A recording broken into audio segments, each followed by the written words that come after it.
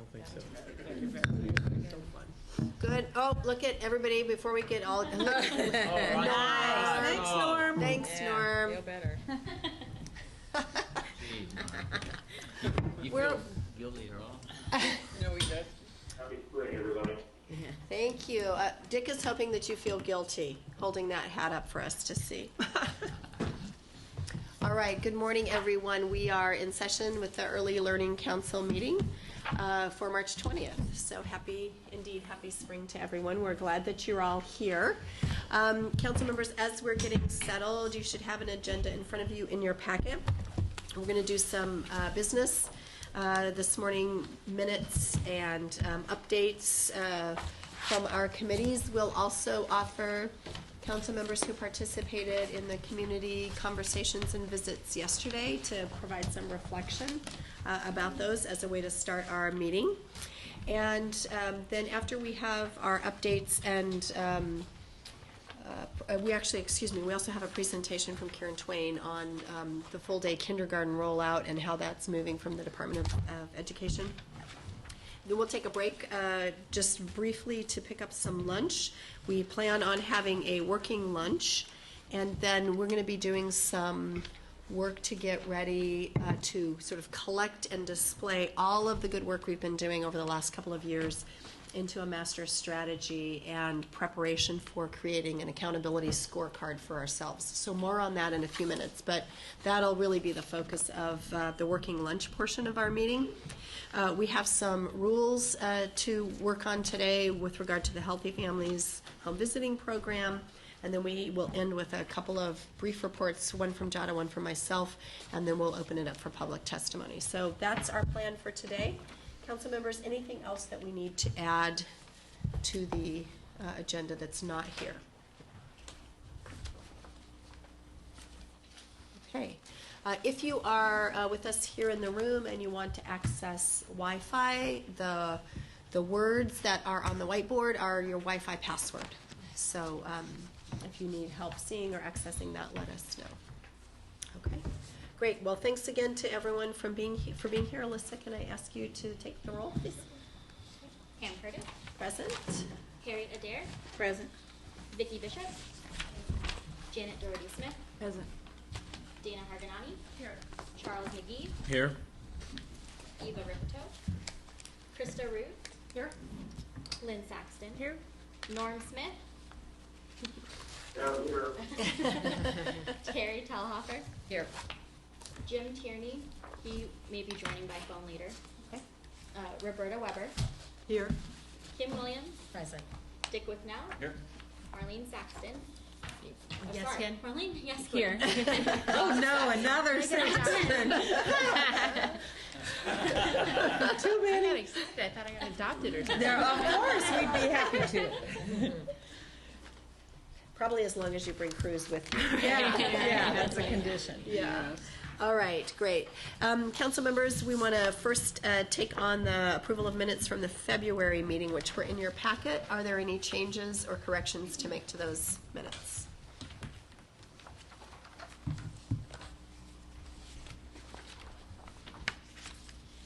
Okay, one more time. Any changes or corrections to the February minutes? I move approval of the minutes. I second. Great. Any further conversation about the minutes? All right. Any objection to approving the minutes? All right. Minutes from February are approved. Thank you very much. All right. Council members, I just want to open it up for your thoughts and reflections from the conversations that we had yesterday. We had conversations with the superintendents of the Clackamas County Schools, and then we had a visit to the Gladstone Children and Family Center. And are these handouts from the Children Those and were Family extras Centers? from yesterday. Okay, so we'll pass around the extras from yesterday if you were not able to join and want handouts. Well, let me just do it two ways. From the Gladstone Center. All right, council members, reflections from yesterday? Pam, I'd like to just make a couple of comments. I was impacted by fellow council members and including yourself and the leadership yesterday, and members that weren't there too, of course. But but with the talent that we have on the Early Learning Council and with what we're trying, our goals, what we're trying to do, I'm at a realization yesterday because of the input of Terry and Kim and yourself and other input and talking to the superintendents, that if we don't make a difference on where our goals are with this talent at this table, maybe the exception of me, but the talent at this table, I mean, really, we're shame on us to begin with, but then I don't know if we're going to be successful, because I think the talent that we have that was exposed yesterday and the dialogue that we had with the fellow superintendents was really impactful. And then going over, I didn't attend over at Gladstone, but I've been there a number of times and have supported them financially. But it's amazing what you can do with a former grocery store and facility that's been empty. And the Relief Nursery, of course, and I know you Was are it too. Blockbusters and pizza, whatever, what was it? Yeah. Pizza parlor. Yeah, that was a great win-win for that community. But I was just impacted by the event of collaboration there and the talent that we have on this commission, that it's a little bit of a challenge also. We just don't want this talent to go to waste either. And with Bobby's input and her experience, and you go around to every individual, it's just an opportunity for the state of Oregon, not with the drum roll and everything. Maybe I'm at that age, but I'm saying is failure is not an option. We got to be successful, and with this talent, there's no reason not to be. And it was exposed yesterday, as far as I was concerned. Great, thank you. Council members, other council members' reflections from yesterday's activities? I found it extremely helpful to hear what the hubs look like to superintendents. Yes. Yeah. I don't have any quick description because I didn't feel like they were all in the same place. I thought the range of all the superintendents in terms of their engagement or even understanding of it was quite wide.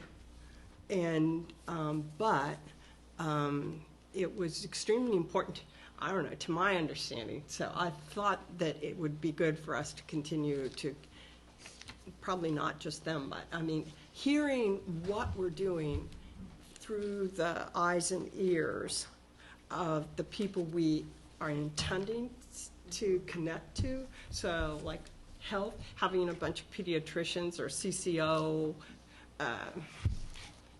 representatives in a similar way. I mean, maybe it's asking too much of them, but it's a great education for us to just, where does the whole issue of early learning fit in their scheme of their responsibility, then how much sense does it make on all the things on their plate to try and move their own time and energy into a hub? I mean, it was just I was grateful that we had the opportunity to learn. I would really agree with Bobby's statement, and as well, this was a tiny little view of superintendents in the state because we looked at, one small geographic area. And I would really encourage us to reach out and continue to have those conversations because it was pretty evident that the awareness for the impact on the early learning world on their work at K-12 varied across that group, that some really understood the impact and some still were just kind of figuring out what early learning had to do with them. So that to continue to have those conversations, I think is really important as we move forward. Yep. I was really struck by the change in terminology that was represented around the Family Resource Coordinator. There was a question that was asked about the model at Gladstone about what their caseload was, and there was a quick response about we don't have caseload, it's catch and release, and that we're really interested in making sure that very quickly families get connected to the services that they need and that are already existing in the community. And even thinking about the data that had been looked at around those family resource and the number of families they were able to serve and the lengths that they went to to really reach out, and I think that that idea was replicated again in our conversation this morning about the work that Christy is doing as well. And so I just thought that to be very interesting about this intense focus on really making sure that we're making a difference with families. Can you, Kristen, do you have in your head from the Family Resource Coordinator or Manager report that we did what the average length of time was when we looked at family resource managers across the state? Do you remember? It was in the report, but do you remember? I don't remember it off my head. What does stick in my head, though, is that the way that they spent their time, that all of them were reporting at least 26% of their time in paperwork and administrative duties. And I think that's poignant to me, but it was a significant, I can check and report back. It's been a while since I looked at that report. Chair Curtis, that Yes, may be reflective of the model that they're implementing as well, because some of those requirements are to have extended periods of time. So it might impact what we see. Council members, other reflections from yesterday that you want to offer at this time? Yes, Lynn. Two quick takeaways. One is that I thought the superintendent's discussion was really pivotal in terms of understanding what they identified as barriers to their current ability to get kids arriving at kindergarten ready to go, and how that, not surprisingly but happily, aligned closely with what we're trying to do, which is to make interventions that can get families to a responsible position for their children's success in kindergarten. So that family issue and family front and center, I thought came through loud and clear from them. Mm-hmm. Secondly, on the Gladstone Center, lots of good work, lots of good stakeholders, lots of really impressive integration of service. The piece that we in the hubs are going to have to keep our focus on and very crisply is cost-effective business models that don't push the overhead limit. Really need to be looking for templates that demonstrate that that is successful. And secondly, the research component. The ability not just to look at discharge research outcomes, but post-discharge, post-out of care, where do these kids actually go to get to the 40-40-20 goal that we are to connect with. So those were my two principal takeaways. Great, thank you. Anyone else? And I might add that in talking to the superintendent, and the superintendent was a co-chair, John, I don't know what his last name was, but having to have the lay decision makers on the hubs also, the people that can help carry some of the water, and not just the professionals per se, but have a broad-based community import decision makers that can make the community see the value and to buy into what the hubs can do is very important. Great. And the questions that were answered by Jada and Megan were right to the point on some successes of the hubs. The ones that need to be evaluated were significant, and I think the Clackamas group is going to really come forward with something that's going to be significant and will be successful. Great, thank you. All right, any final reflections, council members, from yesterday? Well, I don't have any from yesterday in terms of Gladstone. I was just there 2 weeks ago, which is why I didn't go yesterday. But I have been to the Gladstone Center several times since its inception. And for me, when I was sitting there listening to the superintendents talk and talk about what they were wrestling with and kind of how they were approaching this task, it struck me that there is such a need to be on the ground dynamic. Because we talk about 0 to 5, but those years go flipping through really quick. And so that if you don't have an ability to turn yourself around rapidly to change when that audience comes in, then you're locked into some things that may or may not serve the population that's sitting in front of you now. So when I look at the Gladstone Center, what they started with and where they are, as what you saw yesterday, is very, very different. And somewhat the same, but what they've noticed, because we've had in Portland, we're trying to establish some of these same centers, so we spent a lot of time with that superintendent talking about how they set them up. The learning that they've done and the changes that they've made year after year after year is what makes that a dynamic, strong force in the community, because they have not been afraid to change what they might have put in place as recently as a year ago. And I think that that's just something that just, I was wondering if, how people get that message, because it absolutely is going to be critical. That's important, Terry, and thank you for adding it. Yes. Pam, Dick Alexander and I handed out these cards on, you're talking about quickness. We put early childhood in dog years. 1 year is 7, 2 is 14, and 3 it's over with, 21. and we related that to 80% of the brain development, at the end of 36 months. It's 80%. So. Don't you wish you could use some of the things? I'm not sure I want my constituents to hear me talk relative to them as dog years, but I do like the analogy. But in my business, 30 days is a year, 10 days is a quarter, and 1 day is a month. Yeah. All right. I'll send that to you later, Charlie. Yeah, I'm still trying to get it. Yeah. All right.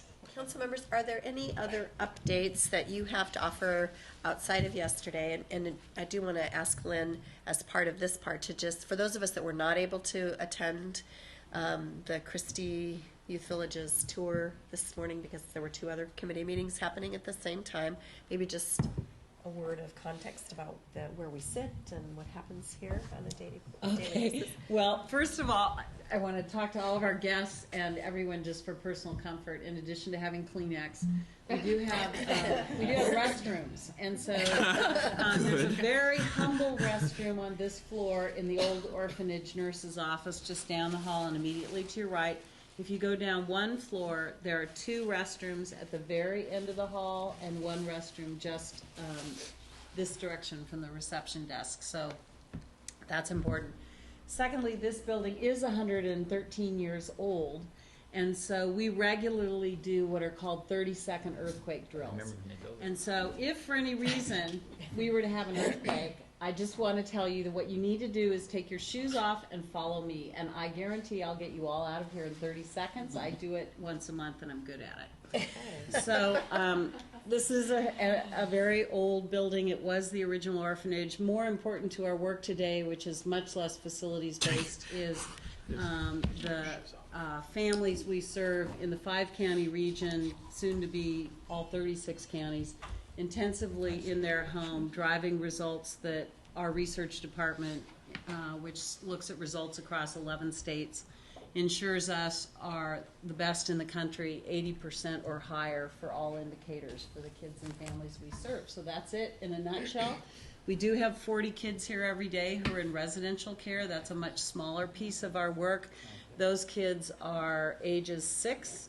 When we talked yesterday at Gladstone about the growing number of severely emotionally and behaviorally disturbed children at the young ages, years ago we would maybe have 1 or 2 6-year-olds. We now have a wing of 6-year-olds who are acutely abused and neglected, serving up to age 24 in our transitional living program in Oregon City. So that's the Cliff Notes version of Youth Villages. We are happy to support every research-driven, evidence-based practice in this country to change the child welfare system and the juvenile justice system and the mental health system, and that's our goal, and we're sticking to it. So we can happy to answer any questions, give you materials, etc. But mostly, I just want you to be comfortable in your day here today. Also, for our guests, we have lots of food. Good food, so help yourself. Don't be shy if you can get breakfast or you're hungry. Is that enough? Perfect. Good. Thank you so much. All right, Bobby. The Lynn Ann Glenn Award time is upon us. So just for a quick review for people who might have forgotten what the Lynn Ann Glenn Award is. Lynn served for about 5 years on the Commission for Child Care, which preceded the Early Learning Council and the legislation incorporated into the council. And she was driving across the mountain. She was from Central Oregon. She was driving across the mountain on her way to a council meeting and was died in an accident. And she'd been such a strong advocate that the response was to create an award in her honor, and the award is for an individual or an organization who improves the safety, quality, affordability, and access to childcare at a state or local level, or both. And it's annual. If people remember last year, we awarded it to Roberta Reckon. And so now's the time for nominations. And for council members, behind tab 2 is a short description, and then also on the back side is the nomination form, and you can go to our website, and it's just 250 words. We would really like to get from the eastern part of the state or the central part of the state, because we tend to end up with the valley. Not that we're if you've got a wonderful person, please nominate regardless. But we also would like to do some special outreach to other parts of the state. It's a relatively simple nomination, so it shouldn't take people a lot of time if you just stop and reflect on somebody who's really making a difference. And then we will, I think, as I understand, it'll probably be the May meeting that And we will be in Pendleton. In Pendleton. Oh, so. I'm going to say that several times so you guys all. Okay. So it'll be at the May meeting that we actually award the Lynn Anglin Award. And And be sunny and warm. good. Most likely. So, Are there questions? Okay. So nominations are open and. open, till the 17th. That gets the Child Care and Education Work Group. Actually, we'll have a subgroup that works its way through the nominations, and in order to give them enough time, the due date is April 17th. Okay. Anything else on this award? Okay, thank you very much, Bobby. Are there other updates? Krista? Sure, Curtis, I did find the information that you had asked earlier about the frequency of service, and just to set the context of this was in response to the legislative request to do a review of persons in roles acting as family resource managers across the state, and the survey is based on a total response of 1,958 respondents with 1,600 as the basis. And I'm going to actually quote from the report, the frequency of service. The data from the respondents indicated that more than half of all clients, 58%, receive services for an indefinite period, signifying a long-term case management approach. Approximately 19% receive services for a year or less, and 23% are for 1 to 2 years. So it's a different philosophy than catch and release that we heard about Most yesterday. definitely. Yeah. So do one more thing. Yes, please. I do think we want to just have one shout out today for Eva, who, with her husband, produced one of the finest children. Now, wait a minute. Now there's more to see. Lucas is the only one that we all got hands on last night, but, and we No, expect. we did not all get hands on. Oh, it's Ron's fault.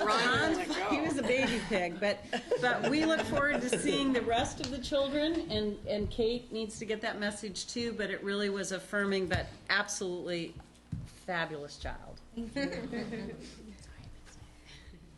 He was he wanted to chat a lot last night and early this morning, so that's why I It was Ron's fault. Yeah, I was like, what did he do to him? He wanted to chat about everything, and then About his day. yeah, and of course Dad got him all riled up last night too. So I was like, oh, never gonna sleep.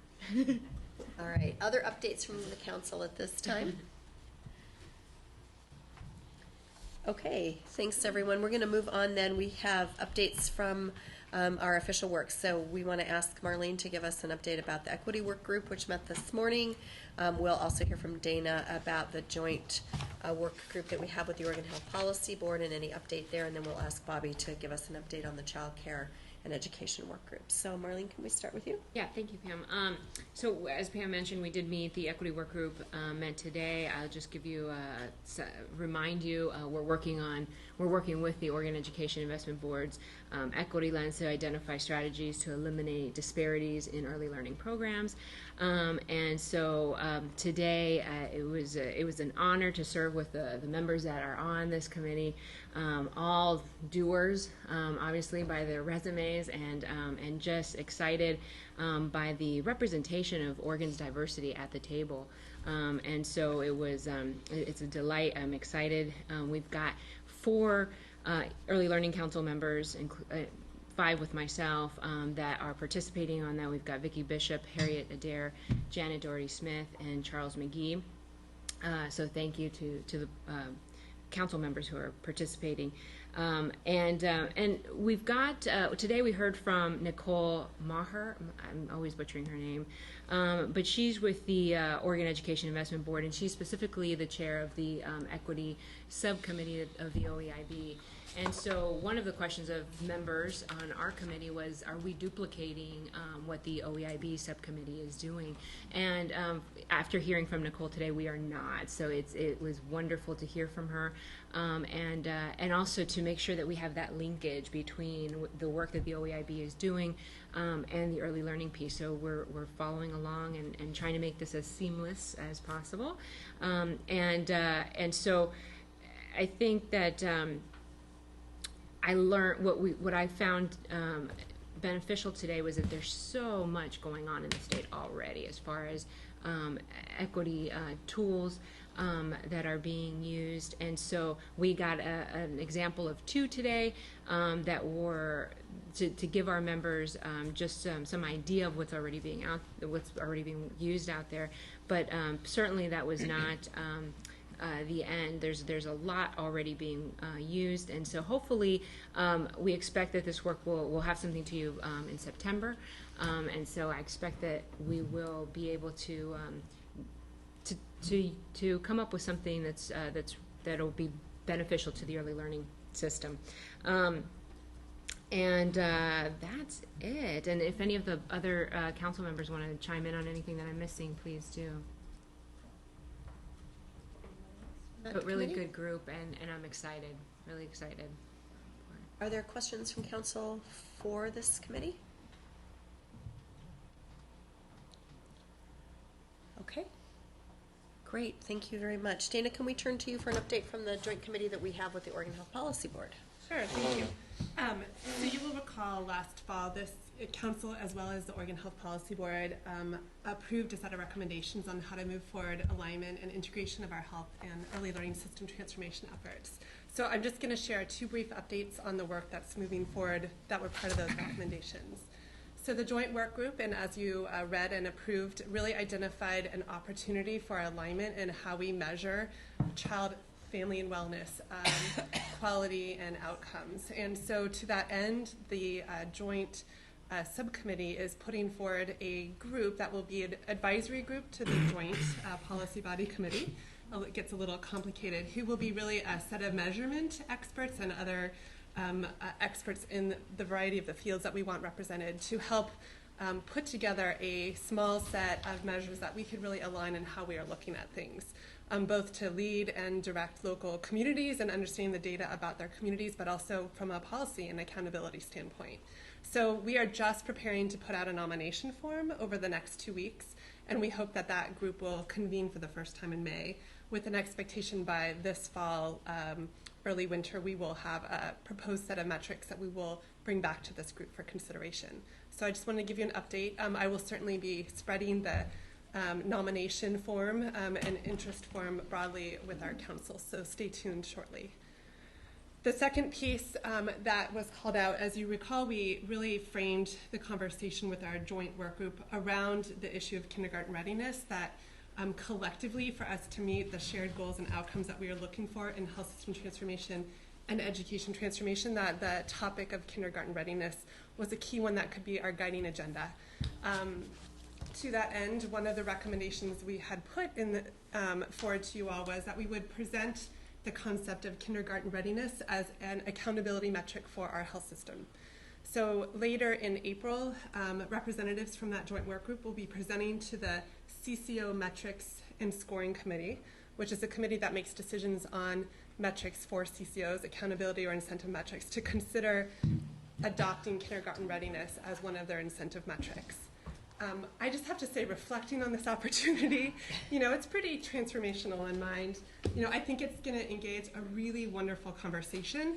It will not be the last conversation. I think we're going to be thinking a lot about what does that mean? What does it mean broadly and where our state is going, and what does it mean technically, in the details. So I'm really excited about this opportunity ahead, and we will really look forward to bringing back an update on how that conversation went. So those were my two. Thank you. Questions from council about the work of this joint subgroup?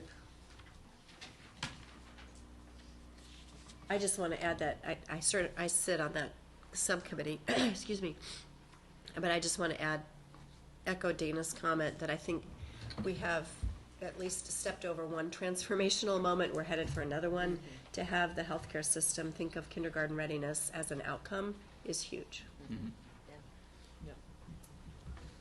Now, lots to come about what that means and what you do about it, measuring and incentivizing payment, but that alone is big. So thanks to Dana's been a great leader on this front. All right, anything else for this committee? Okay, Bobby. So if you remember at the last meeting, you approved a set of nominees to be appointed to the Child Care and Education Work Group, and then also directed us to connect with Knowledge Learning to get a representative. And Jada made the first contact, and we then followed up, and so we are bringing forward a nomination of Tiffany Wright.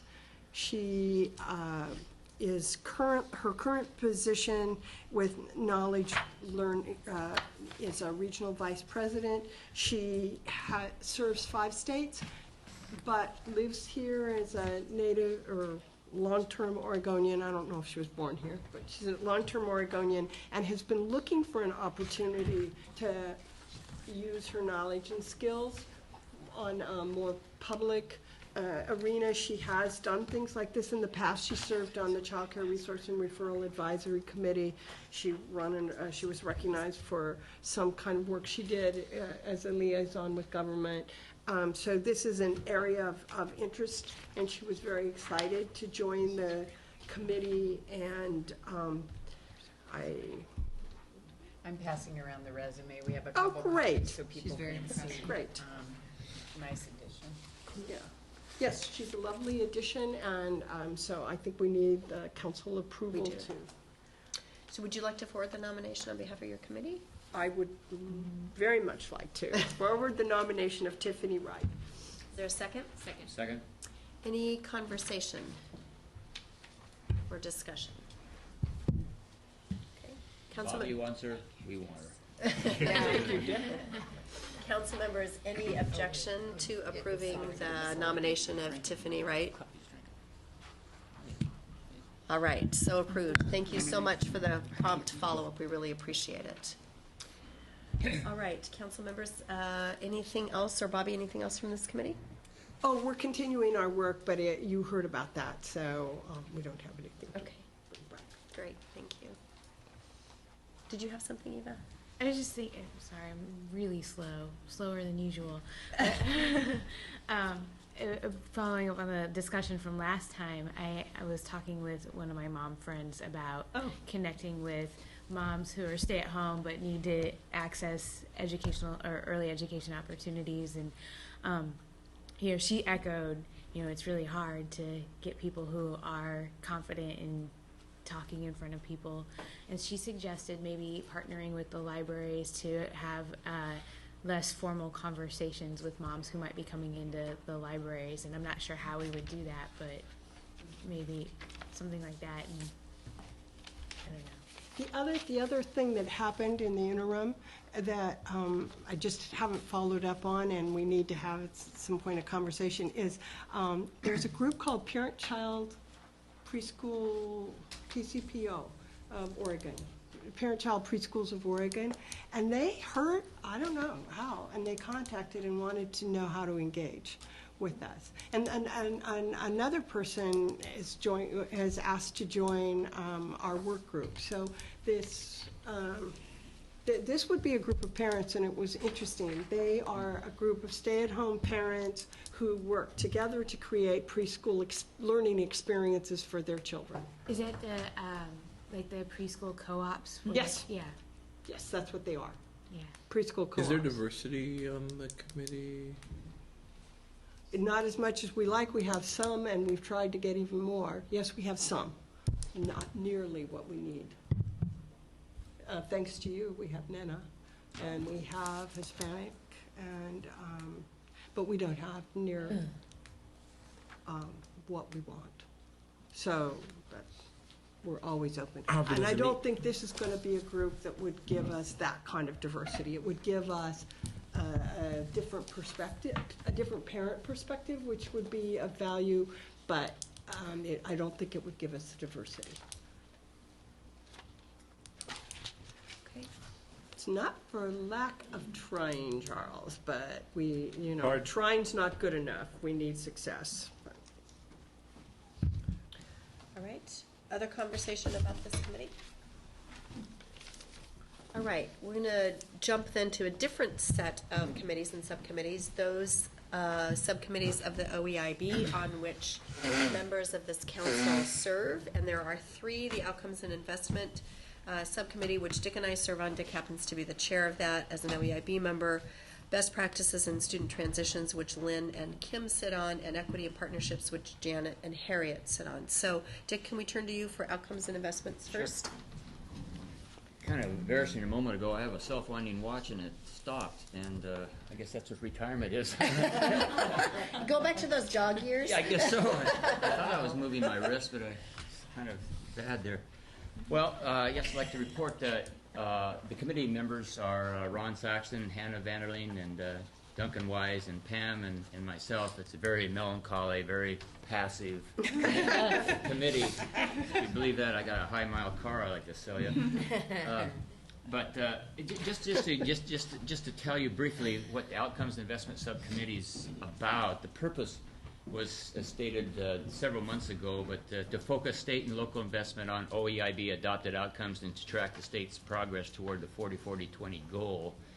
And then suggested peeling the onion just a little bit, develop framework and analyze the achievement compact at all levels, the 40-40-20 as I mentioned, recommend tools for methodology for analyzing return on investment, and recommend strategic investments for 2015-17.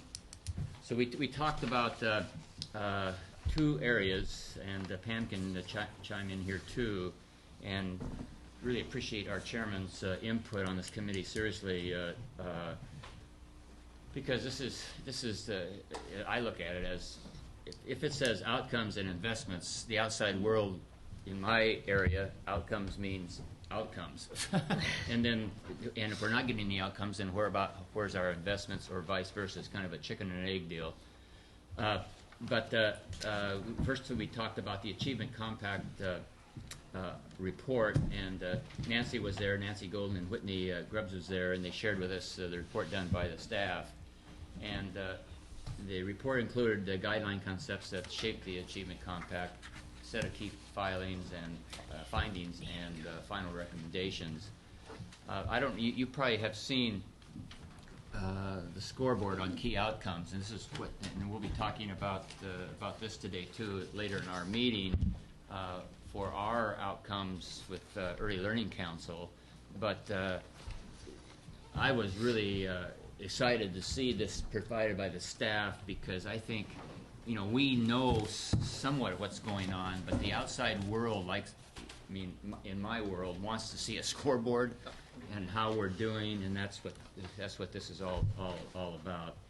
And then we had a long discussion on the budget priorities, and Nancy and Whitney again shared the first draft of the document for the committee to consider and the framework of it. We have some really good input, wisdom there, of course, from the business sector, with Ron and, operating a very large company for budget processes, and Duncan Wise, who's been involved on the education process on the budgeting in previous years.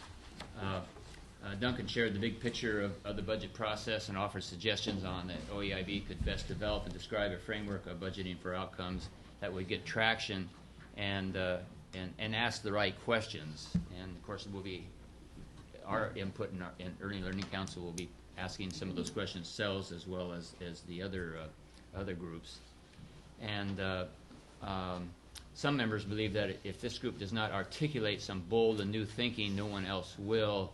And so the OEIB staff will bring back the next version of this document, include some high-level concepts as well as some opportunities to go deep. Any questions, or Pam, if you'd like to have some input there?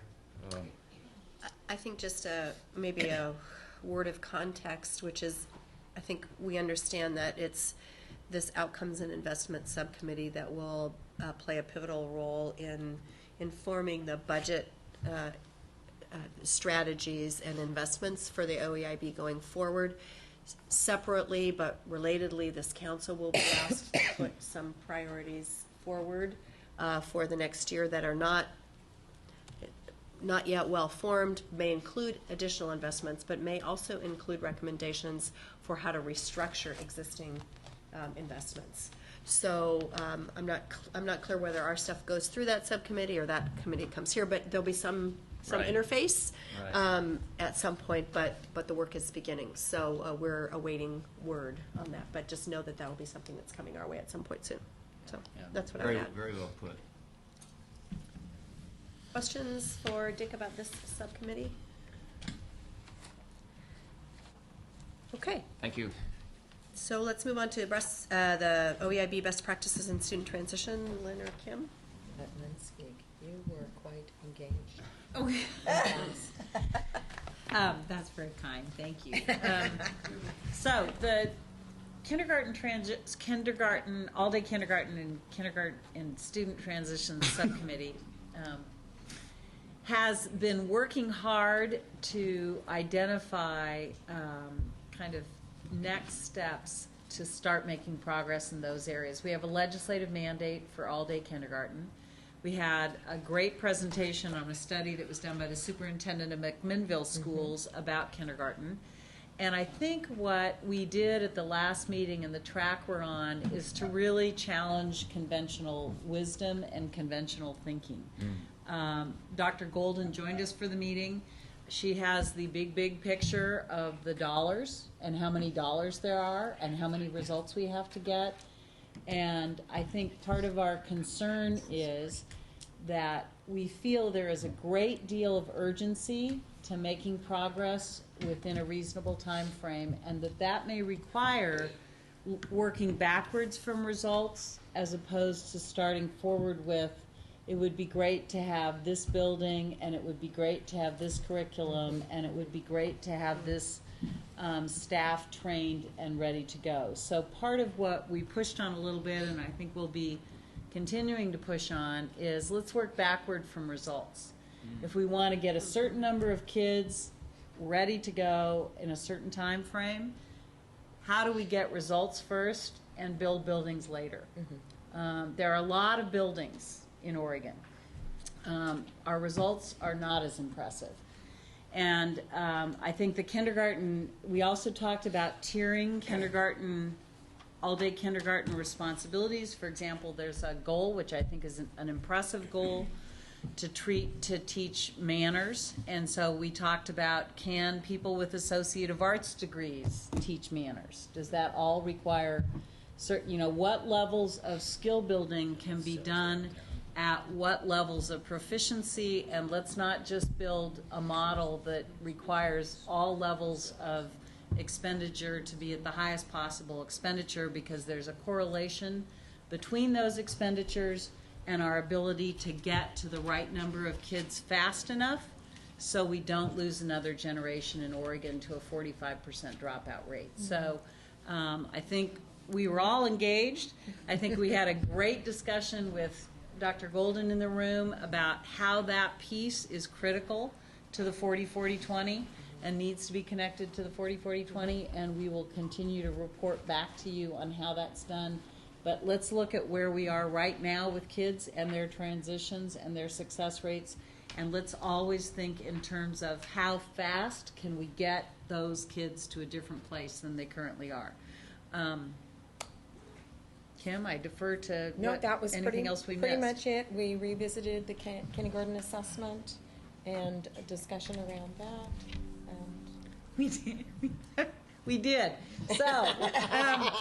So, and we had a little, because we're having a lot of discussions about the kindergarten readiness assessment and what we could do better. And, you know, part of the thing that we really encouraged is we got it done, it's implemented, we're learning fast, we're learning quick, and nothing's ever perfect. Except for maybe one of Dick's cars. So let's be really happy. You haven't ridden them, have you? That's true, I haven't. You have. I know you have. All the way to Burns. All the way to Burns. That's just downright scary to me. So I think we did have a moment, a celebratory moment about the kindergarten readiness assessment. Yes, I was going to say it was that 15-minute without a cake celebration. Yeah. It was a healthy celebration. Yeah, it was. It was. So I think that was Are there comments or questions for this committee? Dick? Well, I'd like your comment on setting the goal and working backwards. It sounds like there's been some pillow talk in the Saxon family, because that sounds a little bit like it sounds like a little bit like Ron. But seriously, that's really great. What's the discussion? And maybe this is not the time to talk about it, but the 4-year kindergarten versus the 4-year-old kindergarten versus the 5-year-old kindergarten, and then the kindergarten part about 9 to 12, 9 to 1, and then the daycare center after that. And the, So, Dick, I'm going to hold you off because that's our next conversation. Oh, I think I excuse saw me. Karen come. Oh, she's right I'm behind me. sorry. Okay, so she I was can. excited there for a second. she's gonna take note, and then we can talk about it in the Sorry, next conversation. I thought Lynn would have those answers. She has all the answers. Karen does. All right, what else for this subcommittee? So are there any Yes. conversations about the second generation of the kindergarten readiness assessment? Not to take away from the 15-minute celebration, but Harriet, you're spot on, and I guess that raises there were conversations about the improvements and enhancements and the That's tweaking true, and what do we yes. do. And actually, having been involved in a number of those conversations now, I kind of think we need to build a box for those, or a context for that discussion to be finalized, refined, and implemented, so that it doesn't become the overwhelming narrative of ongoing second generation. So good point, and I think we need to come up with a bucket to address that in. Noted. We'll come back to that a little bit later. Eva. I was gonna say in the casual conversations with moms who heard about this, that were like, what is this? Once it's explained to them that it's not, like a test, it's just like seeing where your child is. I think they get a little bit more at ease with it. But I think that we can do a better job of getting that word out. Great. What else for this subcommittee? I would just offer, if you need help on manners, we have a chart at our house developed by my 9-year-old. Different manners get different points, and you earn points. I could use that.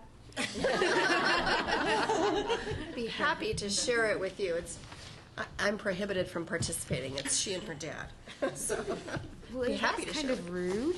What's that? That's kind of rude. Oh, to no, they're let- having a contest to see who can have the best manners. Oh, I see. Yeah. All right, let's move on then to the Equity and Partnerships Subcommittee. Janet or Harriet? I'm going to defer to Janet because, No, as you I'm know, deferring to you because I missed the last meeting. I was there via the telephone, but I actually was more involved in something that was occupying Portland Public Schools' time at that time. So Well said, I actually Harriet. was probably, someone sent me an email that says, we can hear you via the phone. And I thought, oh my goodness, because I was trying to multitask via the phone. So I really don't have a subcommittee report, I have to be honest. I wasn't focused. Okay, great. So we will skip over this and we'll pick it back up at our next meeting. So thank you very much to both of you. Any other comments, questions, conversation related to the 3 OEIB subcommittees on which we sit? Okay, great, thank you. So Karen, can we have you come join us? Yep. And we'll pick up with where I put Dick on hold here for a second. Karen Twain is here from the Department of Education to start to have the conversation with us about full-day kindergarten and how we can help support that transition. So welcome. I think you were introduced at our last meeting. You had just come, but would you introduce yourself again? Absolutely. Well, first of all, thank you very much for inviting me, Chair Curtis and the whole committee. My name is Karen Twain. I just started working for ODE about a month ago. And previous to that, I'd been in Tigard-Tualatin School District for 29 years. So I've held a variety of titles, but one of the most important one was, is there something above me? Yeah, It's Norm. Norm He left, but, fell his, off the but picture. his chair rolled into his place. As he left. Okay, So, well, I hope that doesn't happen. sorry. Odd visual. Okay. Anyway, I was principal at Metzger Elementary School in Tigard-Tualatin for 7 years.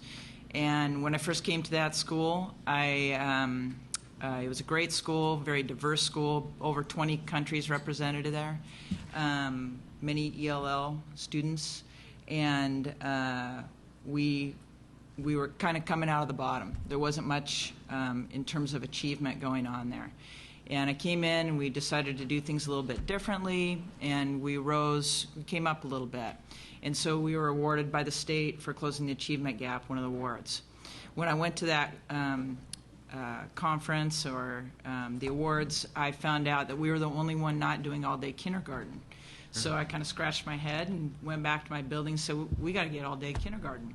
So I talked to all the administrators in our district, including our high school principals, everybody involved, and said, I bet if I can prove something at my school, would you be willing to shift a little money my direction, and I'll make it work for you.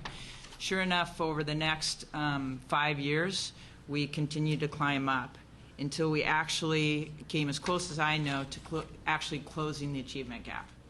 And there was a number of efforts involved, but I believe that full-day kindergarten was the biggest one. So that was so exciting for me. They asked me to be on a committee at the state, and in the end, I ended up being chair. And then the next thing you know, we passed some legislation around full-day kindergarten and having it start in 2015. On that committee was a wide array of people, ranging from folks from early learning, someone representing the prisons. We had legislators, we had parents, we had all sorts of, every walk of life that you could think. And we were all able to pour through the research on both sides of it, really look carefully at it, and decide what to do, and that was obviously to get full-day kindergarten. So at this point, it's asked of districts to put full-day kindergarten in place by 2015. If they do, they will get full ADM funding for those kindergartners. So that's the bottom line right now. Districts can choose to not do it if there is some reason that they have to not do it. But I just looked up some statistics this morning. At this point, we have 96 school districts implementing full-day kindergarten right now, 27 that implemented at least for some of their schools, and 50 more that will be on board or planning to have it in 2015. So that basically means at that point we should be up and running pretty darn close to most of the state. In my month at ODE, I've been poring over some data, and one of the interesting things is that I've been hired to not only implement full-day kindergarten or help the state do that, but my official title is K-3 Literacy Director. So I'm supposed to be one of those people helping to get all the kids reading by third grade in the state. And so as I looked over the third grade achievement data over the last 5 years, the top 15 schools, all of them but 3 schools have, school districts have full-day kindergarten. And those 3 have plans to come about. So I believe as you achieve towards third grade literacy, full-day kindergarten is a very, very important slice of the pie. And I know you've heard Dr. Golden speak before, but we're looking at improved outcomes. And for us to get all the third graders reading and improve our graduation rates, again, full day kindergarten is the beginnings, and along with early learning. So we need to work together to achieve those outcomes. I think one thing that is logical, but doesn't always hit people over the head necessarily, is that it's very difficult to fit 5 hours of instruction into 2. And that's what happens. And my happy place when I was a principal was in the kindergarten rooms. So I would go down there. What happens is, and those of you who are parents, educators, whatever, have been in, and you see they slide in there with their little feet. It takes a while to transition, get situated. By the time they do their thing, you got to take a little break. You do a little bit more instruction, and you're headed home, truly. And it's just not enough time to get into anything in any way, a substantial manner, or in a way that kids understand. There are a lot of strategies. It's not just about, hey, we're going to go do full day kindergarten. That's easy to say. What we have to have in place is time devoted to instruction. We need to have evidence-based curriculum. We need to have fantastic teachers, and we need to follow best practices and have some high leverage strategies. So again, we're counting on educators to put those things in place. We can't just double up half-day kindergarten and expect results. We need to do the right thing by full-day kindergarten. And again, I'm sure you've heard Dr. Golden say this is a return on investment. I just saw a veteran kindergarten teacher speak to a school board a couple weeks ago. And she's someone I respect very much. And she said, here's the difference for me when I had to teach half-day versus full-day. She said, especially for the struggling students, they would come in and many of them would need interventions. So you would have a full year in half-day of interventions, and then many of those kids, unfortunately, would still have to have interventions after that, first, second, third grade. With full-day kindergarten, you might have the same kids that come in and they might need interventions, but the difference is she believes that she's got data to prove, actually, that those kids, most of them exit intervention by about mid-year. So they're not continuing on into third grade. I mean, that's an investment. So my preference is to spend a little bit now and save a lot later. Again, this will have a huge investment in terms of getting our kids to read, know math, be STEM learners, all those things. And my most recent gig was I was director of alternative programs in Tiger Tualatin. So I saw those kids when they were in high school who were still struggling. And I don't think there's anything much more frustrating than that. And frankly, they were mostly kids of color, kids who had been disenfranchised over time. It wasn't fair. And I believe that we can really help our graduation rates and empower those kids by catching them when they're really young. So what can you do? You knew we'd ask. I know. So I thought I'd just...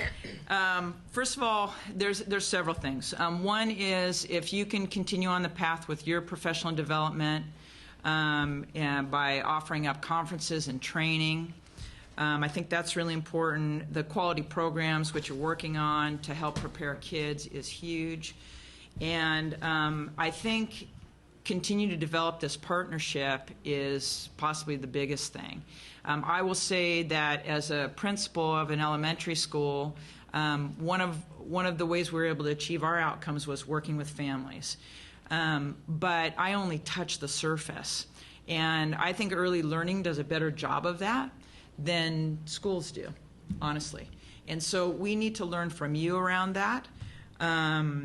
We need to make sure, of course, the kindergarten readiness, that we're working with you to say, hey, here's what our standards look like, what do your standards look like, how do they mesh? I think it's already been touched upon, but I need to say this is urgent. It's critical.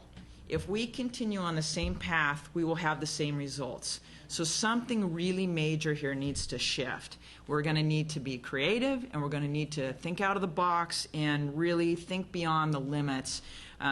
there's a lot of people that talk about boundaries, ranging from facilities to kinds of teachers and all that sort of thing. And you have to be willing to take a few risks along the way. And I'm proud to say that's what we did in the building where I was. I built a brand new school, and then I cut it up into a whole bunch of different pieces once we decided to do full-day kindergarten. Now we kind of ruined the prettiness of it. But honestly, we made room for kids, and that's the bottom line. So I don't have answers to all the questions, but I do feel like this is literally the most important thing facing us right now. Our working together, starting with full-day kindergarten by 2015 and making sure that early learning, that we're colleagues and that we work well together. So I'm guessing you have some questions. I have a question. Sure. So yesterday, I'm not an educator, I'm a nurse. Yesterday I heard a term. Well, you are an educator. Well, I'm not familiar with education Okay. lingo. Let's All put right. it that way. Sure. I heard a term, modern kindergarten, and I know you don't have 4 or 5 days, but could you frame that a little bit for me so I know going forward when I talk about the need for full-day kindergarten that it's different than high C and grand practice is what I remember? Sure. Well, the first things, and I heard, I believe it was you mentioned, it does make parents a little bit nervous, and I'm a parent and I get it. And I think, many of us grew up in a situation where we would go and we'd have snacks and see pictures on the wall and take a nap and. But it's different now. And, pardon? He goes. Dick's still doing it. Well, you return to that in retirement, I've heard. You remember your alternative school? Yeah, he's there. Excellent. But I think we all get a little bit nervous when we hear, hey, we're going to instruct. And the truth is, we take instruction and we make it really fun. And the kids love it. And so it's not sitting there with a professor in front of them lecturing them. It is, turning them into games and making it fun and, singing and doing all those things that we probably did in kindergarten. But there's actually some academic content to it. And this is huge. There is absolutely no way we're going to achieve, close that achievement gap. Or just even get some of our struggling kids, regardless of color and income level and all that, to the place that they need to be if we don't step it up a notch. So I guess that's the modern. That's helpful. You still get a snack, and you still, at the beginning of the year, honestly, the kids are quite tired. A lot of them aren't used to that schedule. And so what we do is phase them in slowly. But, someone talked about manners and behavior. That's huge in kindergarten. And so that's a big piece of it, just teaching those kids routines. The problem is if you wait to teach those routines till first grade, it puts them way behind. So we're working on it. Dick and then Eva. You can tell me, first of all, what's the definition of full-day kindergarten? Because let me just rattle these off.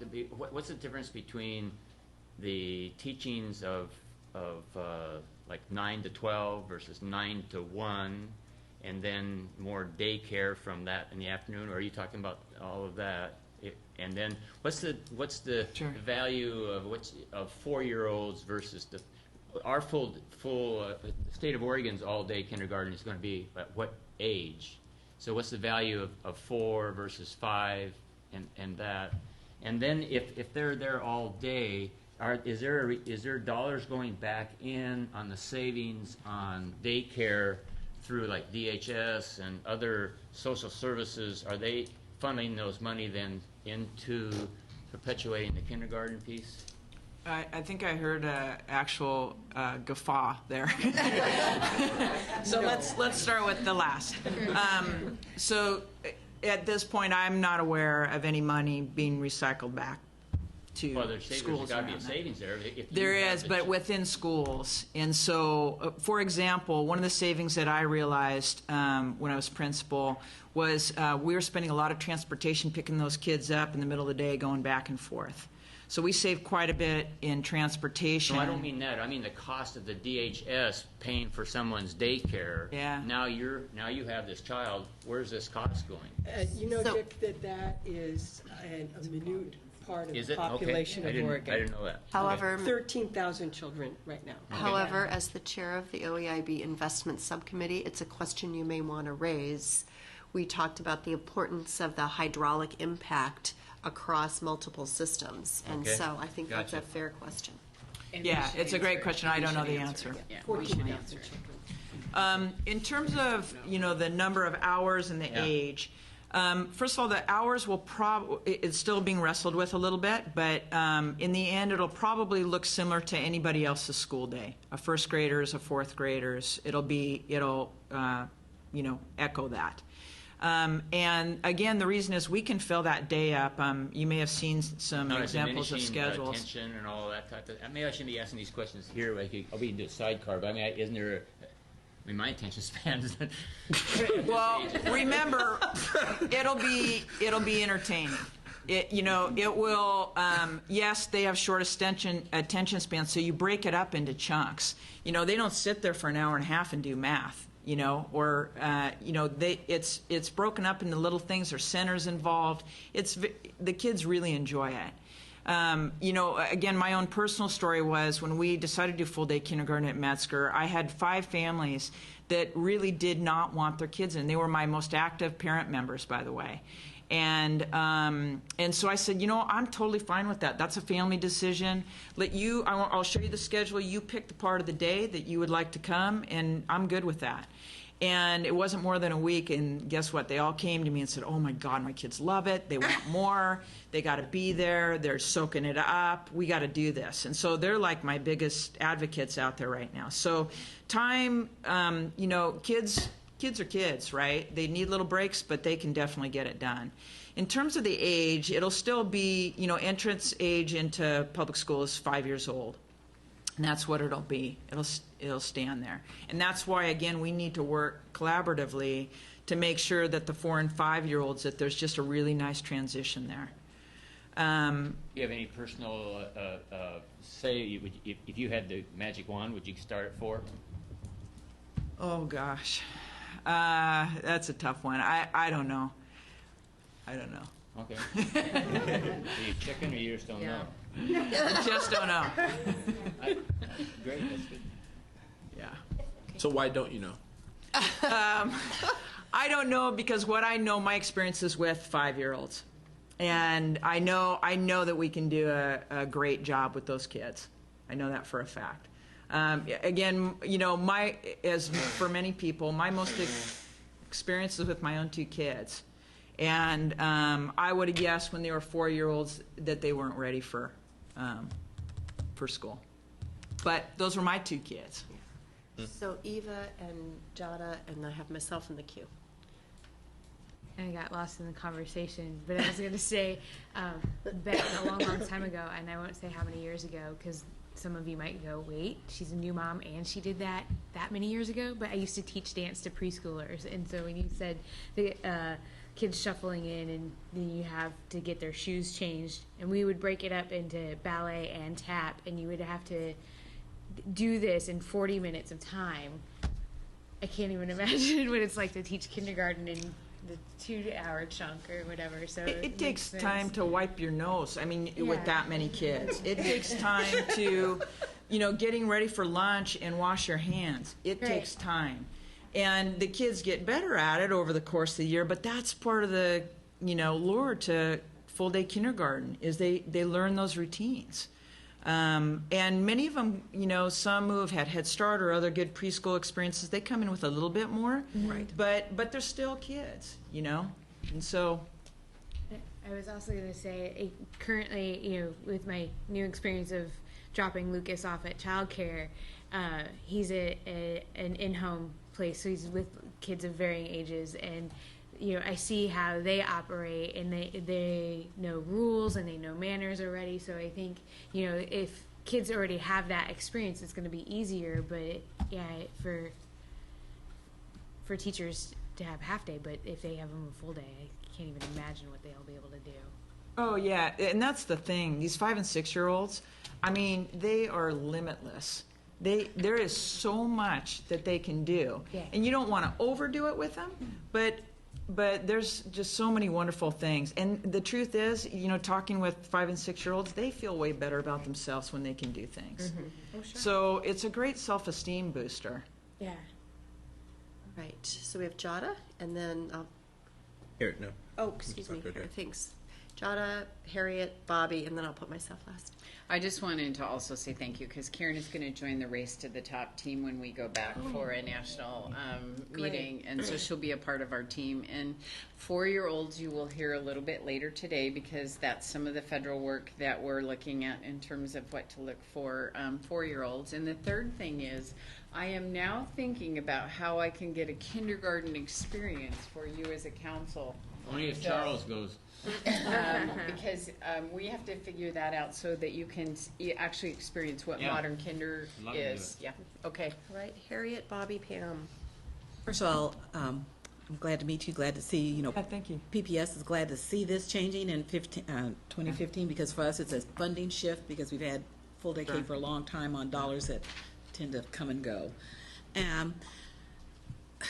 I just want to say that in general, a question is, are we going to have standardization across these kindergartens? Because the expectations can't, I saw you say that what are your standards and what are our standards and how we mesh them. I'm hoping that there would be some sense of standardization across the expectations for what should be outcomes for full day Ks, which I think is missing because of how we all rolled into full day Ks. I mean, we all kind of started here and this group did their thing and this group did their thing. The other thing is if the work of this Early Learner Council and the state in general takes hold, there are a couple of things that should significantly shift within the next 2 to 3 years. I just have to be honest with you. If you do better work at 4, you'll get different kids at 5. And that's why I say it's very short, the need for flexibility and dynamic ability to do some shifting instantaneously. And philosophically, there's a difference between being ready for school and ready to learn. And I'm hoping that the rationale for all the things preceding full day K would be about how you prepare them and their families for their kids to be ready to learn.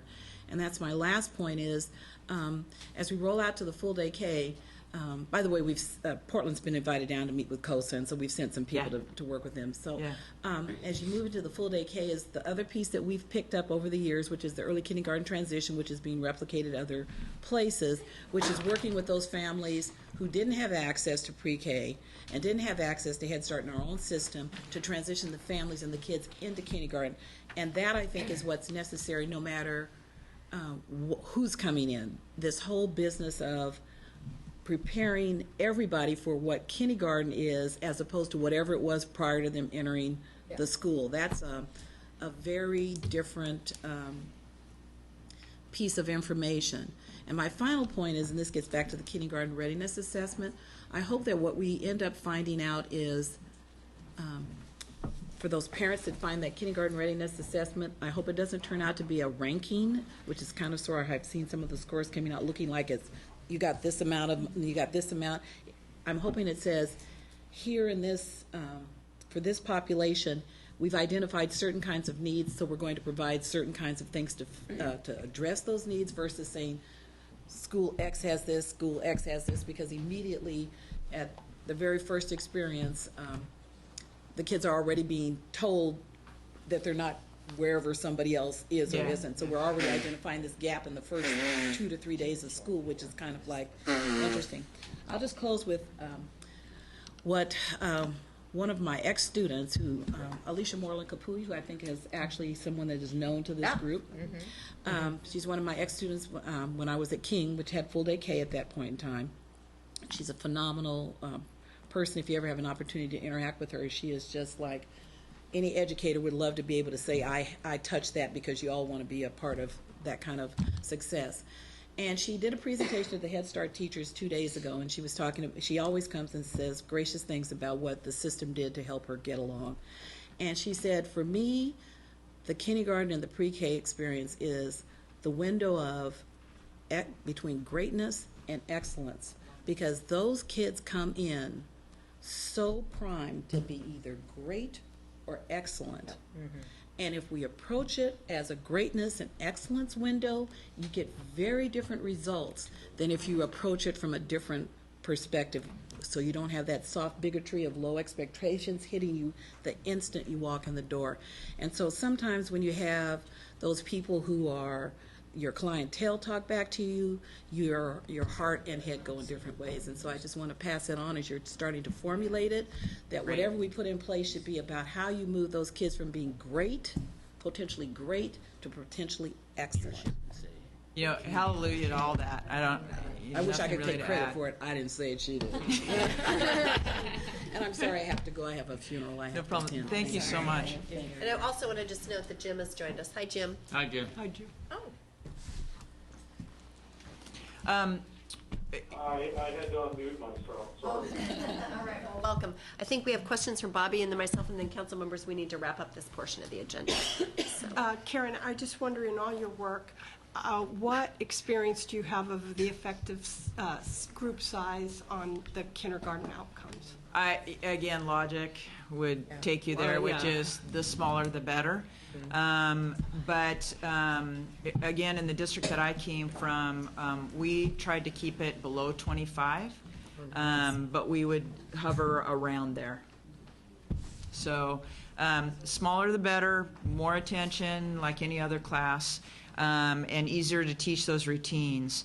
And so I'm hoping, as you know, districts do their work and they're in that process right now for next fall, that they'll give consideration. It's always best, and I know most districts think this way, which is to keep K through 3 the lowest class size as possible. And if you break into reading groups or do interventions or whatever, you put your best teachers with the kids who are struggling the most and keep those groups the smallest. So, you know, it breaks down as you go along. All right, 2 questions.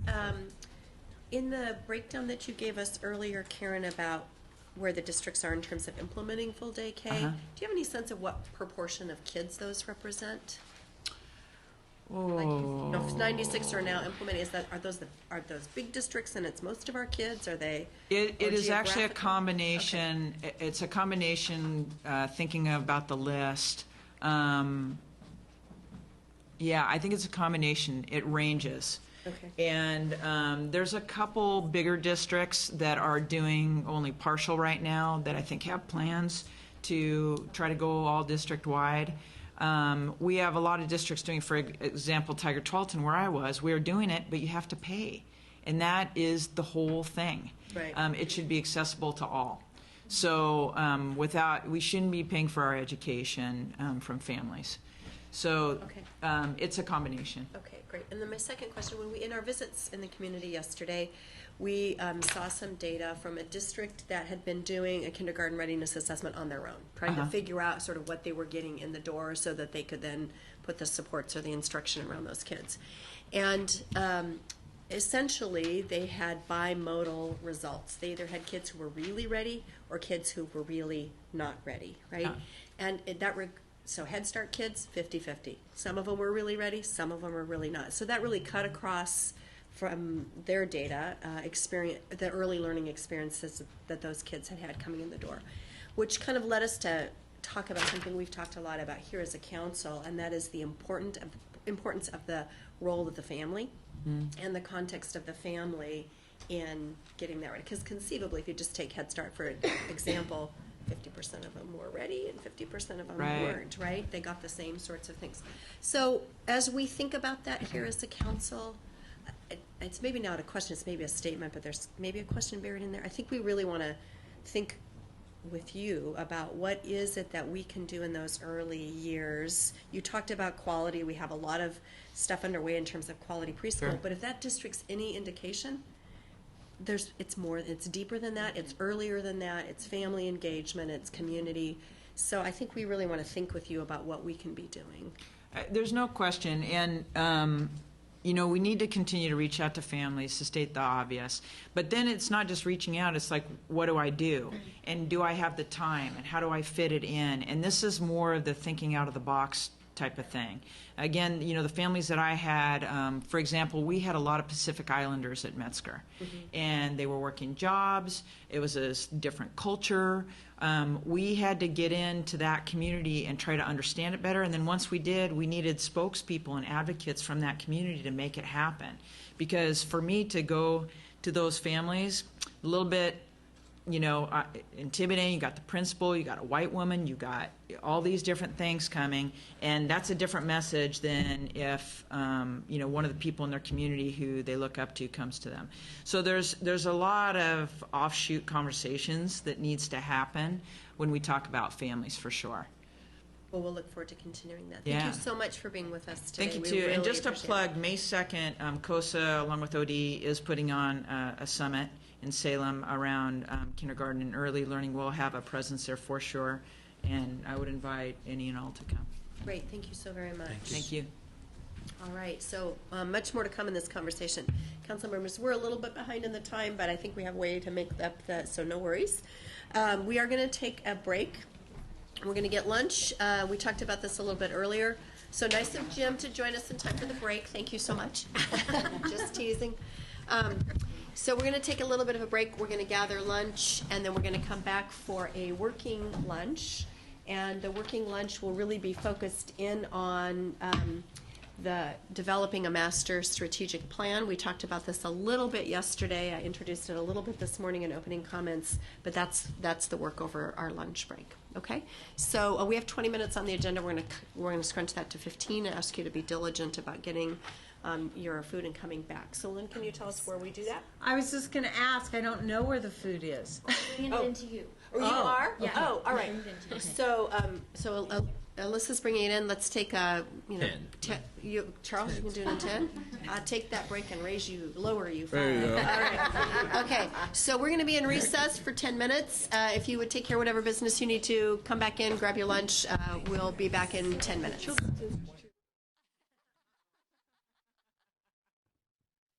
you. Very good. All right. Well, thanks to everyone for getting back in an efficient manner. I really appreciate that. And we are going to go ahead and get started with the next segment of our agenda. So I want to just spend a few minutes Yes, I'm sorry.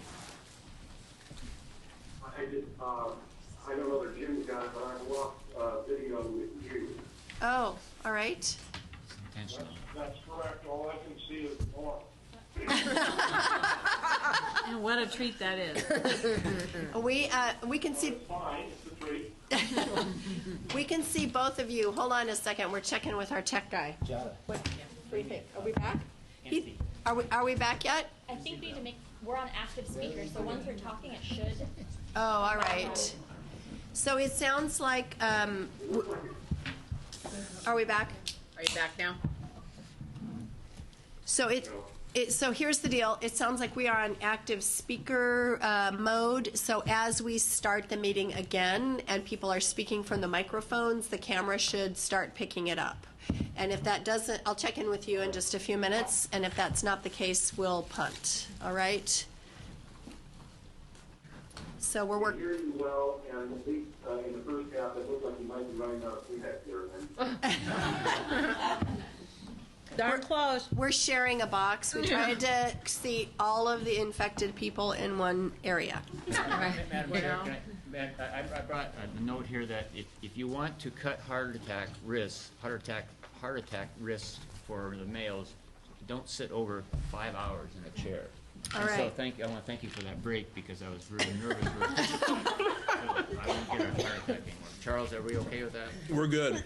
All right, thank you. Okay, so we are going to go ahead and get started. I do want to take a few minutes to frame this part of the conversation. It's a really important part of our meeting. It's the beginning of a whole series of activities, council members, related to this topic. So that's why I think the framing is pretty important. We have a couple of guests with us to help us through this, and I will introduce them here in just a few minutes.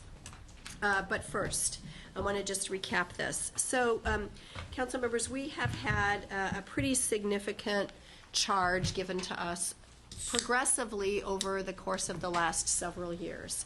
It started when Governor Kitzhaber was elected, but not yet sworn in, and he asked Lynn and I to co-chair a transition team around early childhood and family supports, and we have a transition team document. Then there have been a series of pieces of legislation that have, in a somewhat iterative and formative way, created our charge and put varying levels of accountability for that charge in statute. And we have been, produced countless, I don't know how many, reports to the legislature in preparation for many of those pieces of legislation. We have fulfilled most, but not all, of what we've been asked to do so far. And every time I am in front of a legislative committee or the governor on your behalf, and I just said it at the OEIB committee meeting the other day, we want to be held accountable for the work that we are doing. We are given a really important charge.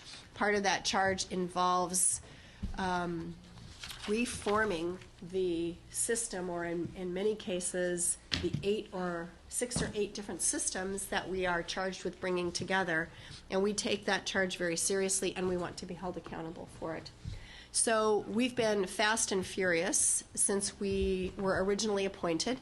Some of us were appointed in the fall 2.5 years ago.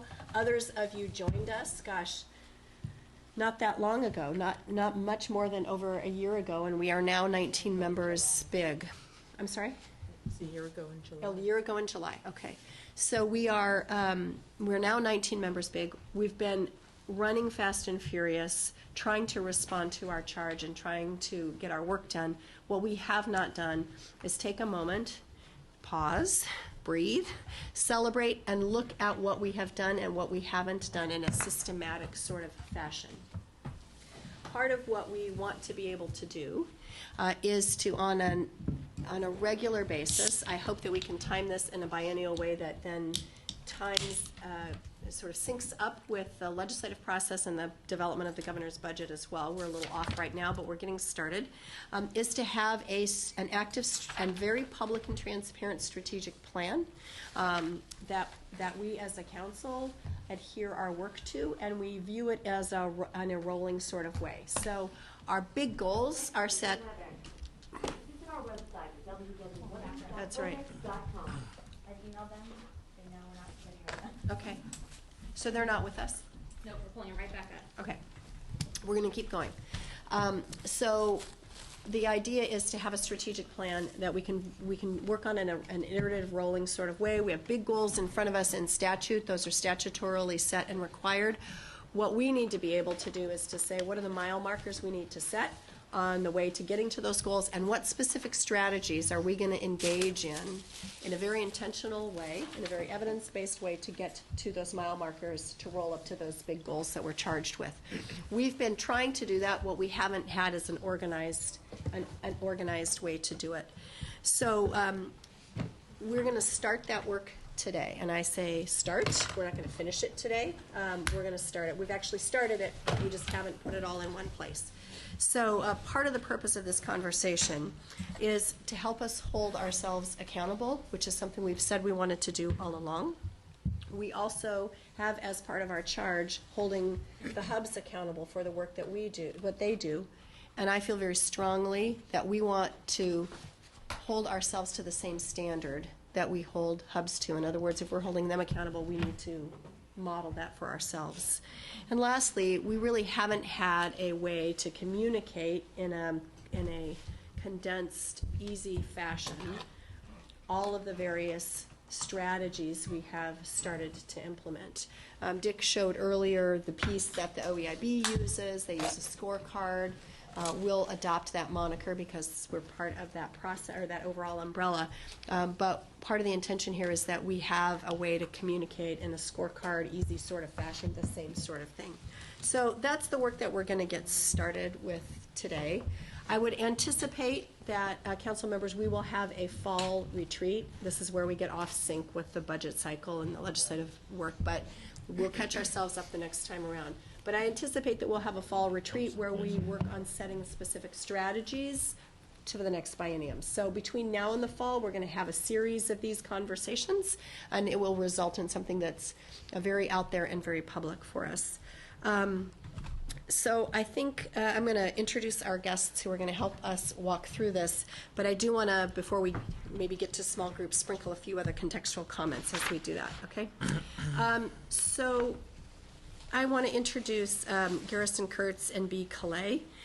They are from an organization in Washington called Dovetailing, and they can tell you a little bit more about that in just a moment. But they've been invited by the staff and myself to help us gather our strategic decisions into one document. And so in just a moment, they're going to go over a draft of what we've been calling the master strategy document, just collecting all of the decisions that we've made so far as a council. And I will note that some of what you're going to see may predate your time on the council, okay? So if it isn't, I'm sorry? Oh, okay, I'll pause.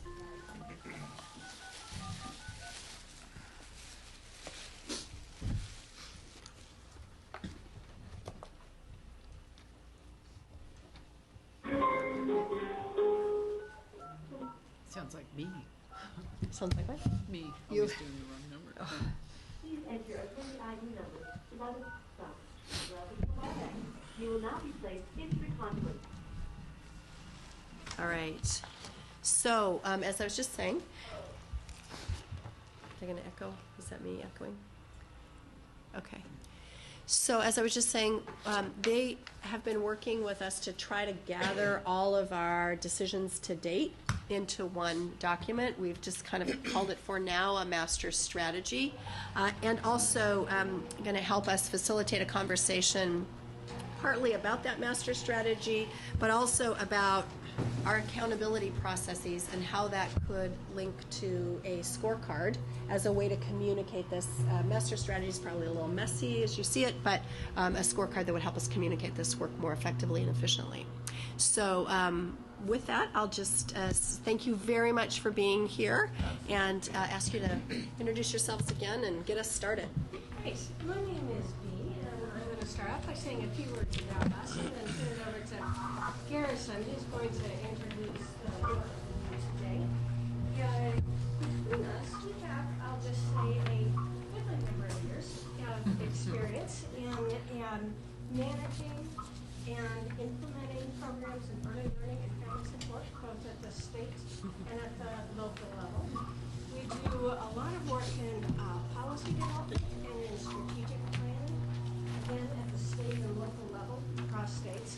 And one of the key things we've come to specialize in is working with communities and organizations that are looking to grapple with tough issues that can't be solved by any one of them alone, but are cross-sector. Kindergarten readiness and the kinds of issues that you're dealing with here are very close to our hearts. We've also worked with funders here in Oregon and Washington and nationally, helping them make more strategic investments in these same areas. And so, as you can see, a lot of this is about integration, the very work that you're doing here. So we are really excited to join you today for this work. So with that, I'm going to turn it over to my colleague. Guys, can I interrupt you for just a second? So if you're just joining us back on the phone, we're sorry for the interruption. And I need to ask that if you're not speaking, if you could put your phone on mute. It would greatly help with some of the feedback that some of you may be getting. So thank you. Sorry for the interruption. I noticed that they have the headset show that they're X'd out, so I don't know if they can hear it, just so that you know. They should be able to hear their house. Okay. That's right. Okay. We muted them. Yeah, I can hear you, but I can't see you. Okay. We're working on that. I apologize. So, and Melissa, have they gotten emailed the materials we're talking about? They should all receive it, yeah. Okay, great. So, we have two documents we're going to pass out and review with you. As your chair has indicated, we've been working with the staff to try to bring into one place the work that you've either already done or already been committed to by the legislature, the governor, or have chosen to do. Okay, and so we're going to explain a little bit about the document.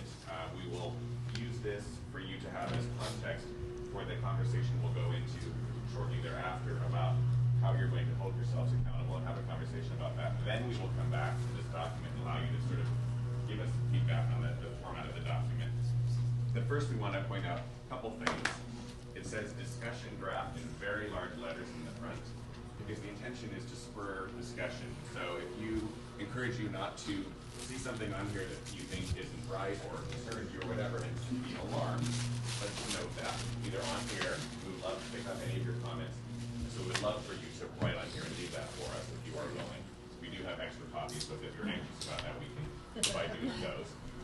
We also encourage you to, through the time that we're working with you, to use Post-its and the Sharpies to describe anything that you are have ideas about, concerned about, whatever. This will not be your only time to refine what's in here. You'll actually be doing that later in another meeting. But if you're anxious about something, we encourage you to answer that, and we'll want to do that.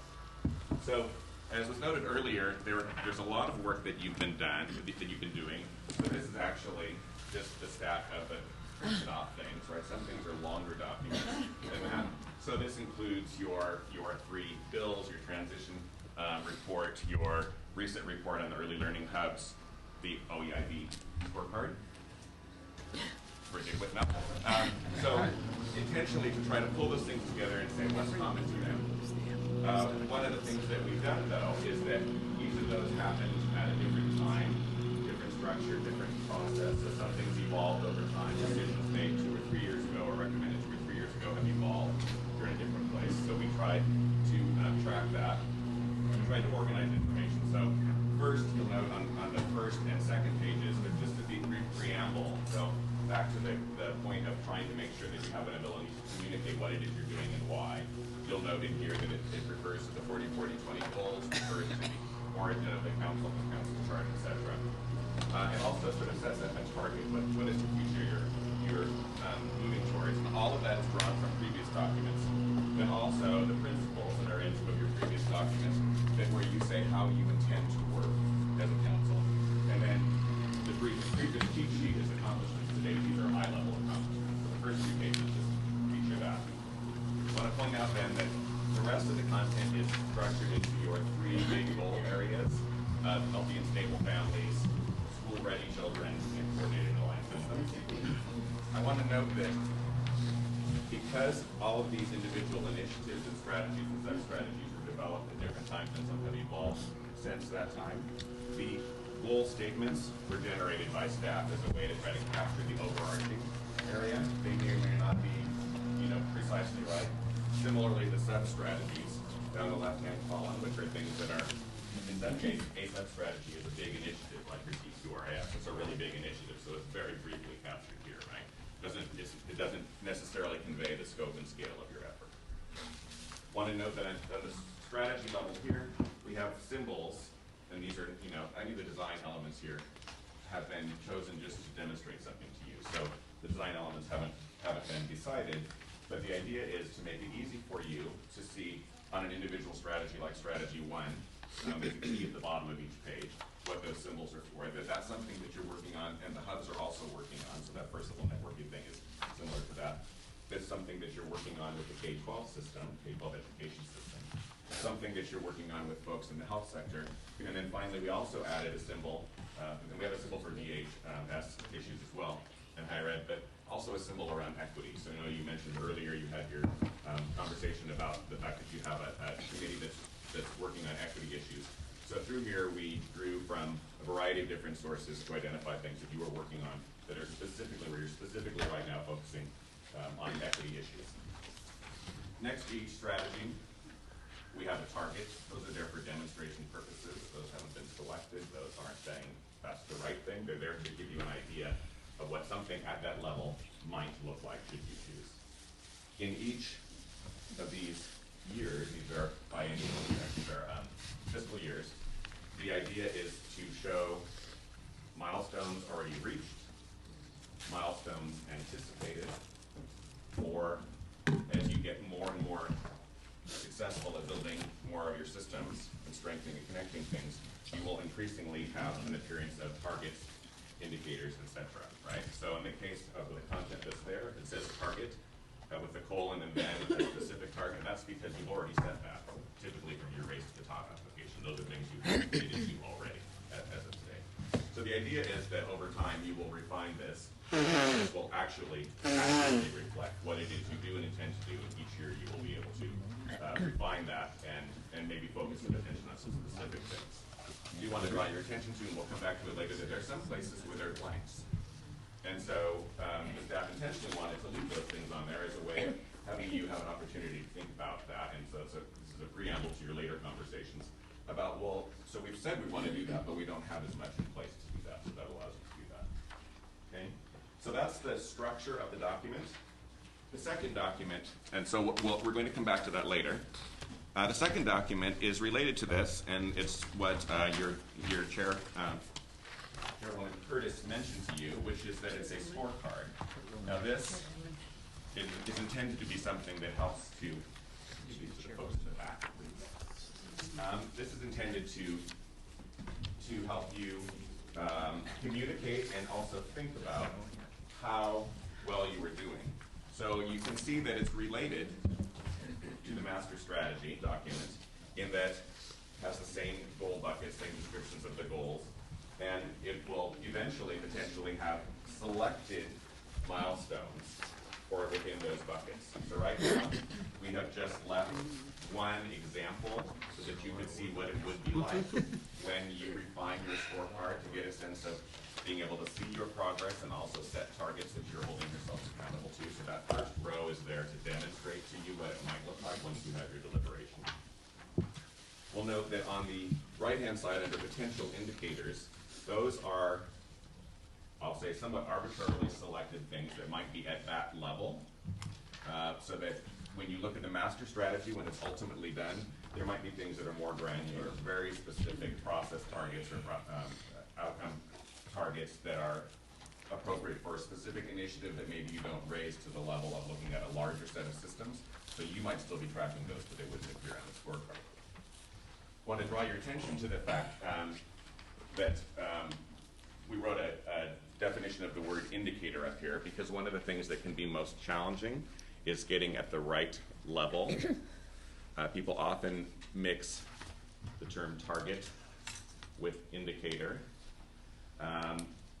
And so an indicator is simply a thing, which I think I've left that in because I think that's instructive. So even in the definition, it's a thing. So it's even ambiguous what it is. It means it could be lots of things. Like a gas gauge. Like a gas gauge. Well, it could be a gas gauge, right? A thing, especially a trend or fact, that indicates the state or level of something. Right? So it's a snapshot in time. So the moment you look at your gas gauge, it tells you something. It doesn't tell you everything. It doesn't actually even tell you exactly how many gallons you have. It gives you enough idea. Good point. We need to go and stop and get more gas, or we've got enough to get to where we're going to go, whatever. Right? So it's a snapshot in time. It's not truth. It's not revealed fact. So I just want you to keep that in mind to remember when we move into the conversation about what it is that will be most useful as you move into that.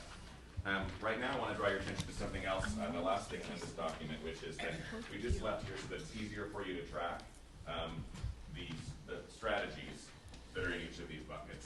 Okay, so it's just easier for you today. That will eventually disappear, but that's just there for you to be able to associate. I realize there's one other thing I want to say, which is that in addition to being arbitrary and doing the best shot the staff could do in describing the goals, they did the same thing about deciding where do the sub-strategies fall. Right, so you just had a good example this morning about the kindergarten assessment. That's of interest and concern to parents. It's also of interest and concern to professionals who are working in the system, right? So it could fall under healthy and stable families from the point of view of the family, but it might fall under kindergarten-ready children for professionals, right? So it might appear in multiple places. That's okay. That's good. So I encourage you not to be alarmed if you think, oh, it needs to be somewhere else. But if you think to focus your attention in a particular way, that it needs to be in two places or in a different place, that will be the type of thing you'll get to comment on later. So before we start, though, having you you'll do a little work session. Those of you on the phone, if you can hear me, I don't know if you can hear me, we'll encourage you to think with yourself, and then we'll ask you if you have any input. But the members of the public in back will encourage you to look as well, and while the individuals of the council will be turning to the person next to them and having some brief conversations around a couple of questions. I want to remind you that this next segment is really to have the conversation first about what type and level of accountability will help you do your best work, right? So when the staff and Chairwoman Curtis were talking about this, they really thought it was important for you to really have a good grounding, or have the conversation at least, in what it is that you need to measure your success and hold yourselves accountable before you get focused on the current strategies that are there. That's the reason we're introducing. We're going to go to that, and we'll move back to the other. So I want to remind you that of the three things that this process is for is to start the process of deciding how you're going to hold yourselves accountable, to deliberate, think about the form that takes. How are you modeling that is so? So that's why there's documents and things, and we'll ask you for feedback on the documents and the way of demonstrating that and modeling that to others. And then the final thing being to actually be able to communicate. So when we get to the actually being able to communicate, we will capture things like specific word choices and specific framing, those things, which won't be today. But have in your mind when we come back to talking about things like if the symbol doesn't communicate the right thing to you, that would be a good example of people. The public say, what is that thing? I don't even know what that is. That would be an example that would be helpful, though not settled today. So, yes. I don't want to interrupt you, so at the time I just have a quick question whenever it's appropriate.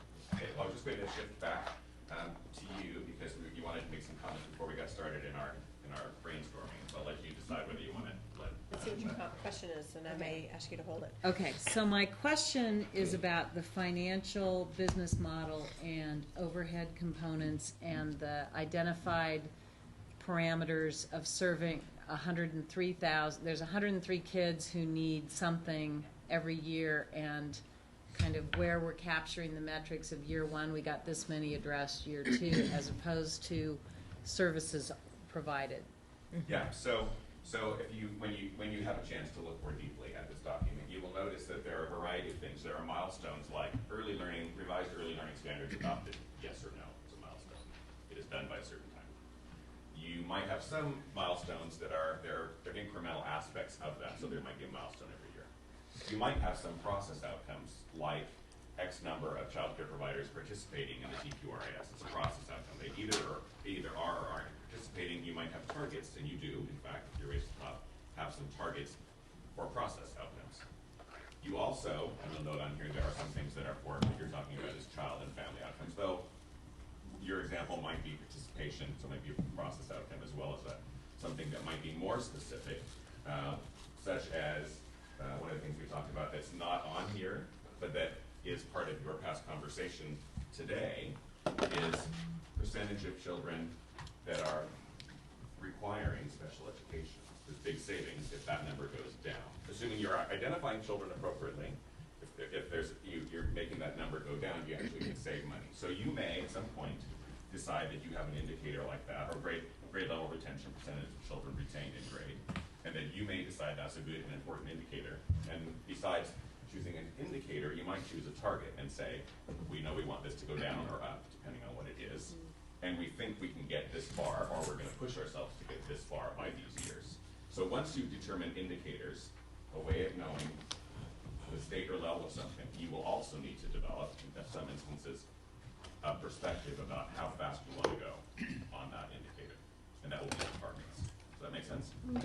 It does, and I understood that in the documents we have. It's a different issue, is all of these things have to fit within a financial context.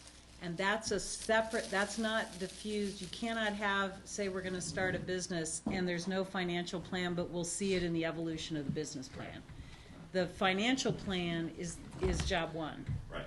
Because it has a direct correlation to our ability to get to enough kids fast enough. We could spend all the money we have and not move the needle. And so I really think that separate from all the categories of performance, there is a financial right at the front end.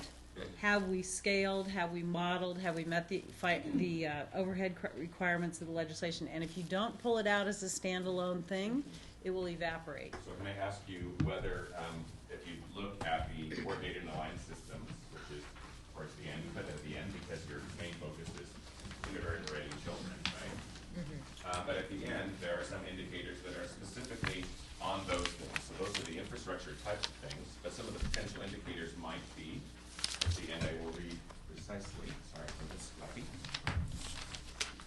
So an example might be for that is percentage of administrative expense for early learning programs. That might be generally. Another one you might decide on is dollar cost of service, including administrative overhead across early learning system. You might decide something totally different than that, right? So you're talking about issues of scale, you're also talking about issues of saturation, and you're also talking about actual cost and maybe seeing the cost go down as you connect those together. So you were right, that's a very important question. It's harder, right, because there's multi-factors contributing to that. So that's part of the reason you will want to get as clear as you can about what's really going to tell you that you're getting what you need in that way, as opposed to the general sense. But again, I think it's a different point that I'm making, is I don't think any of this is possible or implementable or scalable without a financial plan for the whole thing, because you can't make choices. We can't do everything. We can't do everything well. We can't have everything.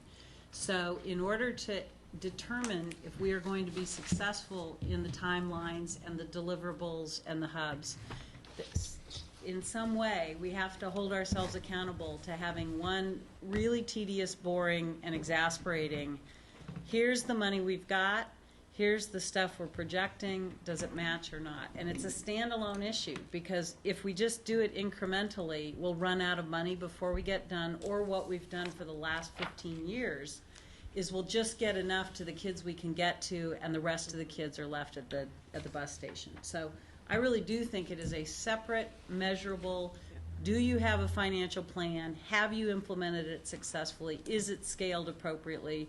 Or is it just, when it's diffused, it's unaccountable?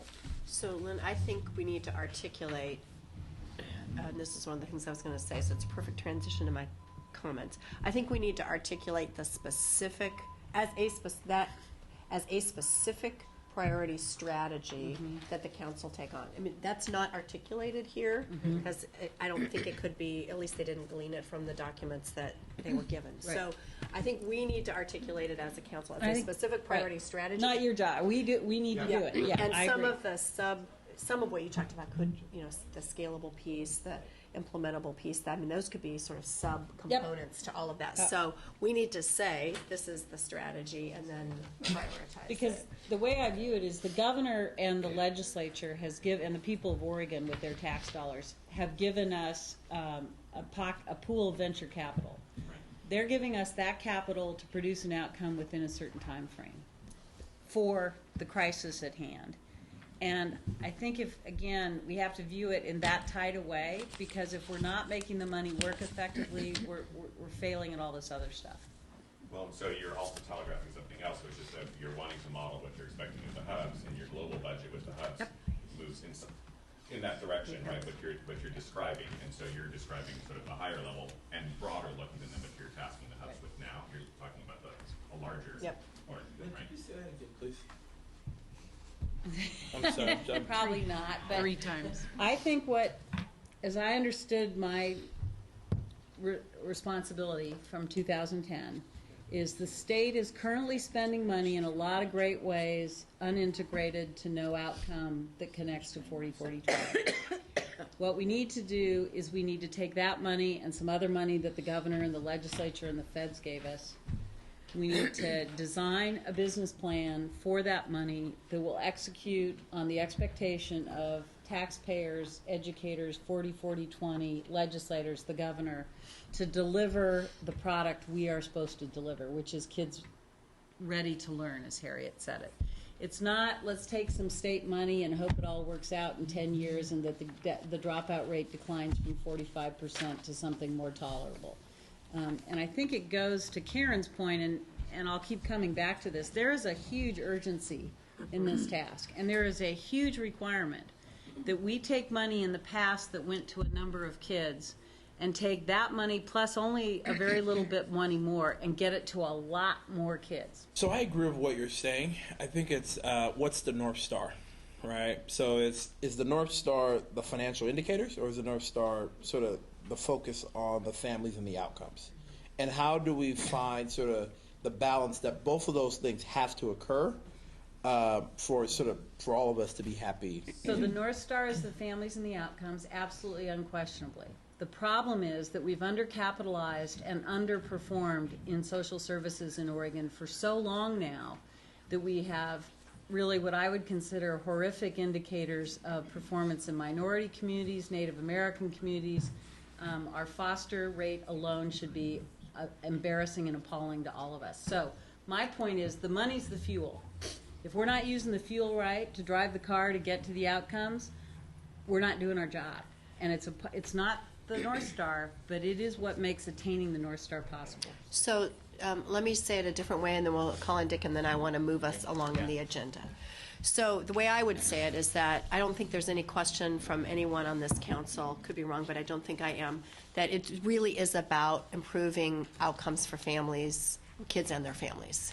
However, if we don't pay attention to the business model, if we don't have a business model that allows us to do that, then then it's all for naught. So they're hand in glove, and we could get into a really interesting discussion about what comes first, but I don't think that really matters. I think we recognize we have to do both, and this is an opportunity for us to articulate how we can do that in a very explicit way that we can be held accountable for, and we can communicate to all of the various partners and stakeholders that we have. The disadvantage of doing something like this is that you can get into lots of interesting arguments and discussions about should that strategy be in this bucket, or should it be in that bucket, or should we have a whole other category. We're not going to do that today, but we want to get the process. We want to get the process started. Dick. And just very briefly, the only thing I would add there, and what keeps me focused, is what Lynn and Charles said is that this is not a business model per se, which it is, of course, but what hit me is we're not talking about widgets. We're talking about human lives, their children, and for me that wakes me up, and I can communicate that downstream to other people, because you get glassed over on all this other stuff. We are talking about human beings that are going to be and you can get a drum roll out and start playing the national anthem, who are going to be the future of Oregon, and that's no BS. I've got the right degree, BS degree. It's no baloney. It's no baloney. So that to me, I'm talking to myself now, but keep me focused. I've got to remember this is not widgets. We're not selling widgets here. We're talking about children. So. Great, thank you. I want to do a quick process question to those on the phone. I want to make a couple of framing comments, and then we're going to move. Jim and Norm, I think we understand that you can hear us but not see us. We think we've isolated the problem to the webcam, and we can try to reboot, or we can try to just go through as we are with you just voice participating. We can see you, you just can't see us. So what's your preference, voice only, or should we try to get the video back? Pam, this is Jim. That depends on whether or not there's something, for me, that depends on whether or not there's something in the but I've been trying to find the document that the last year was presenting, and I can't in the stuff I was sent. Okay. May well be mine. So if there's something visual, then let's go ahead and do. That doesn't take long. It already happened a minute ago, and I got that on. But so that's where I'm coming from. Okay. Norm, do you have a preference? Well, I agree with Jim. I'd be willing to reboot one more time. Okay. It is fascinating to watch you all work there in the room, and Jim and I have great clear shots of each other, so. We don't need a speaker, and I do have the document, so I can make do whatever's easiest for the council. Okay, so here's what we're going to do. Alyssa is resending the documents, so Jim, you should look for an email from Alyssa. We will reboot one more time so that you can at least see nose blow row here. And if that doesn't work, we're just going to go with audio. So what I'd like to do, though, is not reboot just yet, Alyssa. Let's do that as we're transitioning to small group conversations. So just a couple of things I want to say by way of context for all of this. I think we're going to zero in next on the indicator level. And so I'm just looking at the scorecard version. And so what Garrison and Bee have done is to sort of to comb through some potential indicators for us to just react to. There's lots of stuff that is potential that's not represented here, number one. But I think we have an interesting challenge, and I think they've captured it as a level challenge, right? So indicator is, let's think of the visual that was just given us as the gas gauge, right? We're looking for gas gauges here. And in some cases, the gas gauge may be a check the box, did you do it, which people know as a process indicator. And in some cases, or an output, right? In some cases, it's much more sort of dynamic and measurable and really shows progress on a particular indicator. I think that given what we've been given something by the legislature that is a mix of both, and we just had an interesting conversation about, is this about kids or is it about the infrastructure? And the answer is yes. So we may end up with a mix of indicators. That's okay in terms of the level. And I think our other challenge, and I just want to plant this for you as you have your conversations, is to find this balance between the gestalt of what we're trying to accomplish and a specific indicator, right? So is David still here? David's here. So David and I just had this conversation earlier in the week. So for example, I'm just going to pick on this because David and I just talked about it. So if you look on the first page of the scorecard, potential indicators under kindergarten ready children, just scroll down to F, and I'm just picking this one. But I think this illustrates for other points too. If you just scroll down for F, it's an increase in the average number of kids who know their letter sounds coming in. Is that the gestalt of what we want? Do we really want more kindergartners who can spit out letter sounds? No. That's not what we want. That's not the gestalt of what we want. The kindergarten readiness assessment is a window into a particular time that we can use in much of the way that Harriet talked about to say, gosh, here's a perspective about what kinds of kids are coming in and what they need so that we can put services in the K-12 system around them. Our job is not to go out and get more 4-year-olds coming in as 5-year-olds who know more letters. That's not what we're about. But we have to have an indicator that measures the progress. So it's that balance, and I think what we choose is really important to how we communicate, because we don't want to communicate, we're about getting more 5-year-olds to know their letters. That's not really what we're about. It's an indicator in a moment in time in a little window. So having this conversation about what's the right level, a mix is okay, but how do we strike that balance between the gestalt and the specific? So, Dana? I don't know if it's the right time. Go for it. Comment. As we're getting into thinking about this and maybe getting into small groups, I just had one comment. You know, in the last year, we adopted the OEIB equity lens. Yes. And this morning we heard of the first equity subcommittee meeting. And so throughout this and throughout, you know, this was pulled from previous documents, it really hasn't come out in anything we did. And I would ask the group, and perhaps with this subcommittee moving forward, to inform us, what would that look like, that lens applied to the scorecard? And I would argue perhaps not having a particular indicator that matches the lens, but rather how it's woven throughout. So I just would really think about that and get some help. Thank you. That's very helpful. Okay. When you come back, I'll draw your attention to the fact that there are some very specific actions you have in the strategies. Within strategies, there are some very specific actions you did that are mostly getting the ball rolling types of things. And then there's some things that are really broad, like to help you be able to target resources to those kids that have the least access to opportunity. But that's broad, and you can drive a truck through that, right? So that's not necessarily specific enough to get you where you want to go. So some thought about that would be helpful. I'm going to draw your attention to, I think that gas gauge was a good visual. I want to remind you of a couple other things that I heard you say that are intention as well as you have this conversation with the person next to you. And that is that it's not just about the cost, right, of gas. It also depends on where you're going, the type of car that you need, right? If you're going up in the snow, you might need an all-wheel drive car. So the qualities of what you need to provide to get where you want to go, as well as the age of the car and what you have to do in order to deal with the age of the car, right?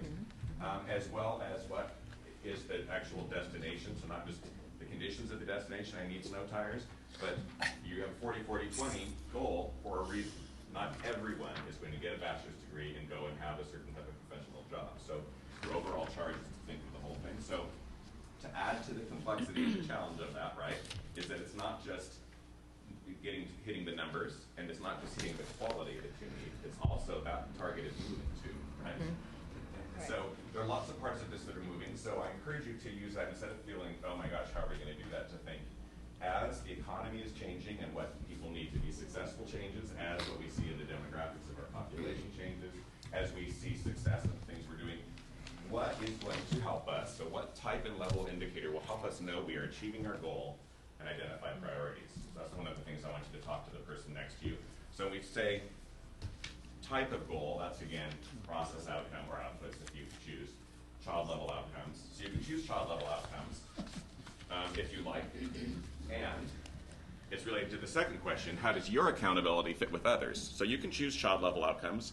You are not the only people that are responsible for child level outcomes, and you don't have your hands on all of that, but you have the most authority of any state, I think, in early learning right now around that, right? So you have a possibility that most states don't have, but you sitting in the room can't at will make all those changes on the ground for children. So how does that fit, right? So that gets back to the question that maybe you have some system level things, maybe you have some child level things. And then do any specific indicators rise to your attention? They may be on the sheets that we've given you, they may not be. Okay, so we want you to talk with the person next to you to sort of spur your thinking, and then we encourage you to use the Post-its liberally if you have specific ideas in case you don't get a chance to share that during the time that we have.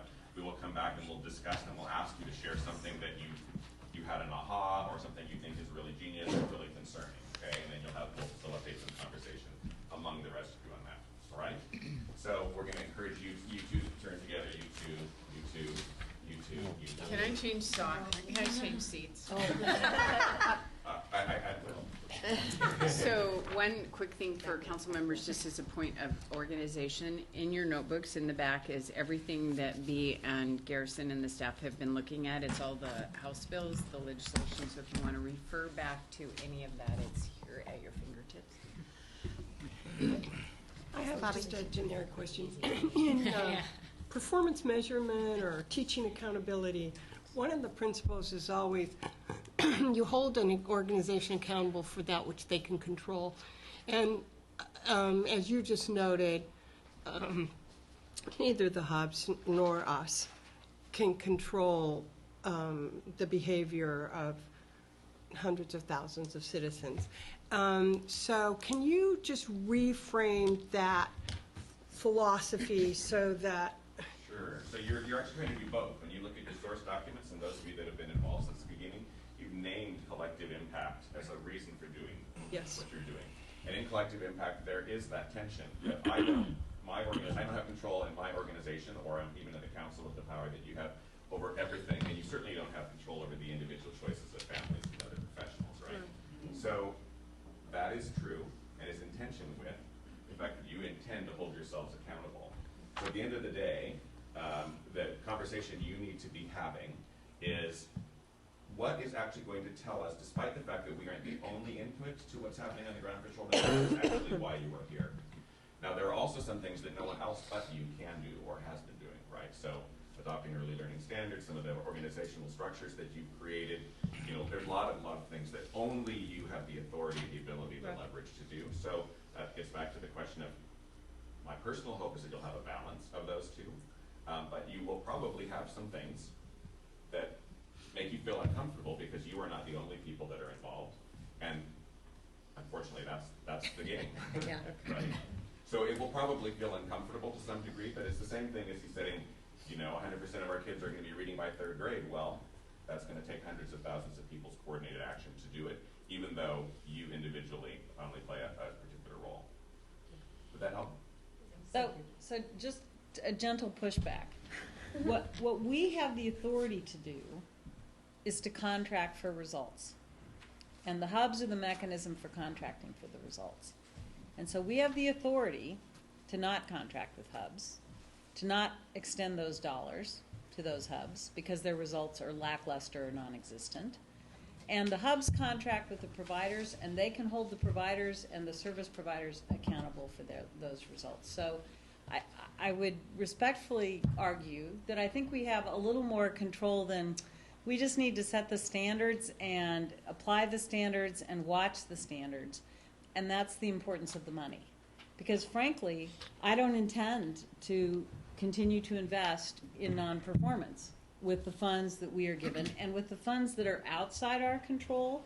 To the extent that the hub has an area of responsibility and there are programs in there that are outside our control, if no one is holding those programs accountable to cost-effective results, our opportunity is to reduce the money to the hub. I mean, there's multiple points of leverage here intended purposefully to say this is not just about buying what's on the ground, but for example, if we found an intervention that got third graders to read that looked like gross oversimplification, giving all the families in poverty in Oregon a pre-programmed iPad with a learning tool, and we found that worked better and faster to get us back up to where we should be as a state, that's our discretion to say, you know what, everyone's doing great work, but we're going to buy that.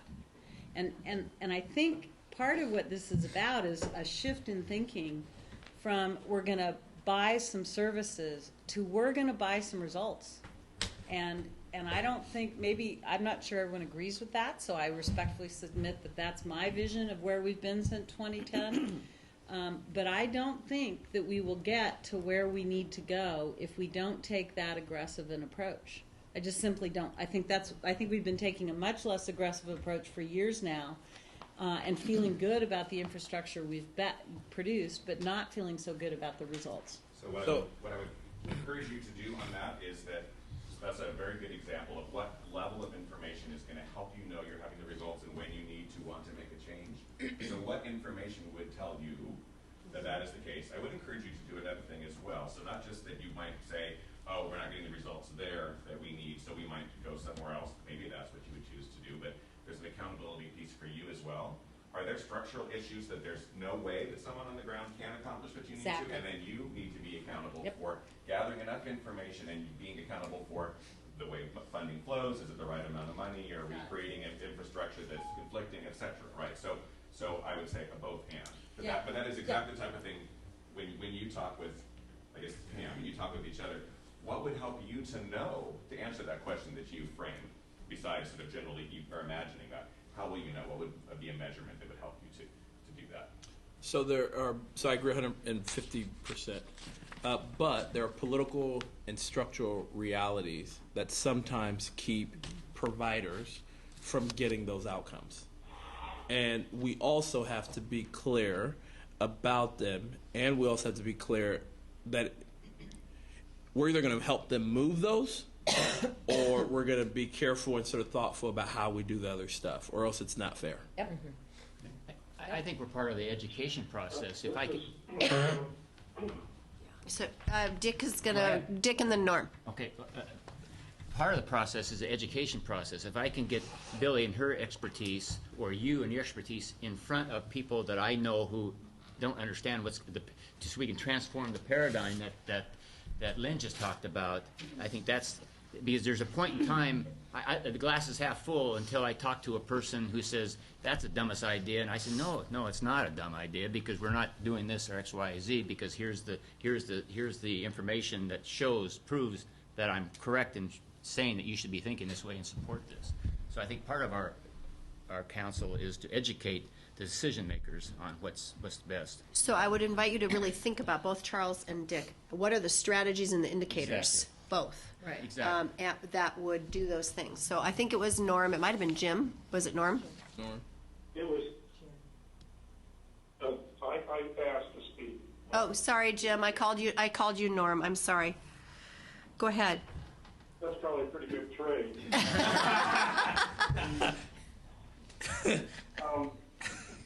I want to respond to Lynn, not because at its core I don't like her message, but let me just digress for a minute and talk to you a little bit about community action, where we're commonly expected to have a big handle on the war on poverty, where we started. If you look at the anti-poverty money that comes into this state, community action gets about 1%. We'll get $1 for every $74 that goes to the checks. We're like the paint on the furniture.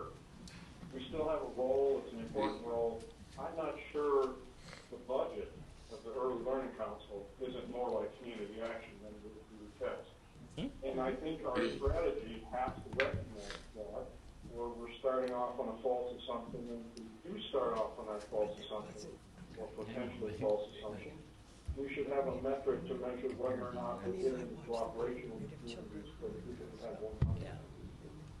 So my take on this is we need to offer to act like we're the rock. Okay, thanks. So you're all saying it's actually something somewhat Yes. complementary, Yeah. right? Yeah. Which is you need to actually be able to at least map and know what resources you have more in a more sophisticated way, what you're actually going to need, and be able to see and develop strategies from here to there. How do you get more resources, use them better, etc. That's all an aspiration of yours, but you don't have that set of activities currently listed as a strategy. So, even though we're not going to refine that today, if you have a great idea for one, we will certainly take it and incorporate it for your next review. And you will have a chance in your retreat and in May as well. But if you still today, despite the fact we don't have the wording for that, if you identify a type of indicator that would help you as a council member to know the degree to which that is or isn't happening, then I encourage you to do that. So, it's really, I guess, up to you how much you want to push for more resources, more drawing in more resources, connecting. That's, so you have that as under control as anyone in the system does, right? So that'll be up to you. So as you can tell, we have lots of feelings and energy behind this. It was perfect to get us started, and now we are going to get started. So council members, Garrison and Bee are going to lead us through a little small group conversation. There's more to come on the other side of that, but I really want to reiterate, use these sticky notes and liberally write down, it doesn't matter, strategies, indicators, goal, whatever. We'll figure out the best way to plug them in, but I want to make sure that we capture all of your ideas so that we can look at them in a much more organized fashion the next time this is in front of us, and it will be in front of us again and again. Jim and Norm, we're going to get ready to reboot here as we move into those paired conversations here.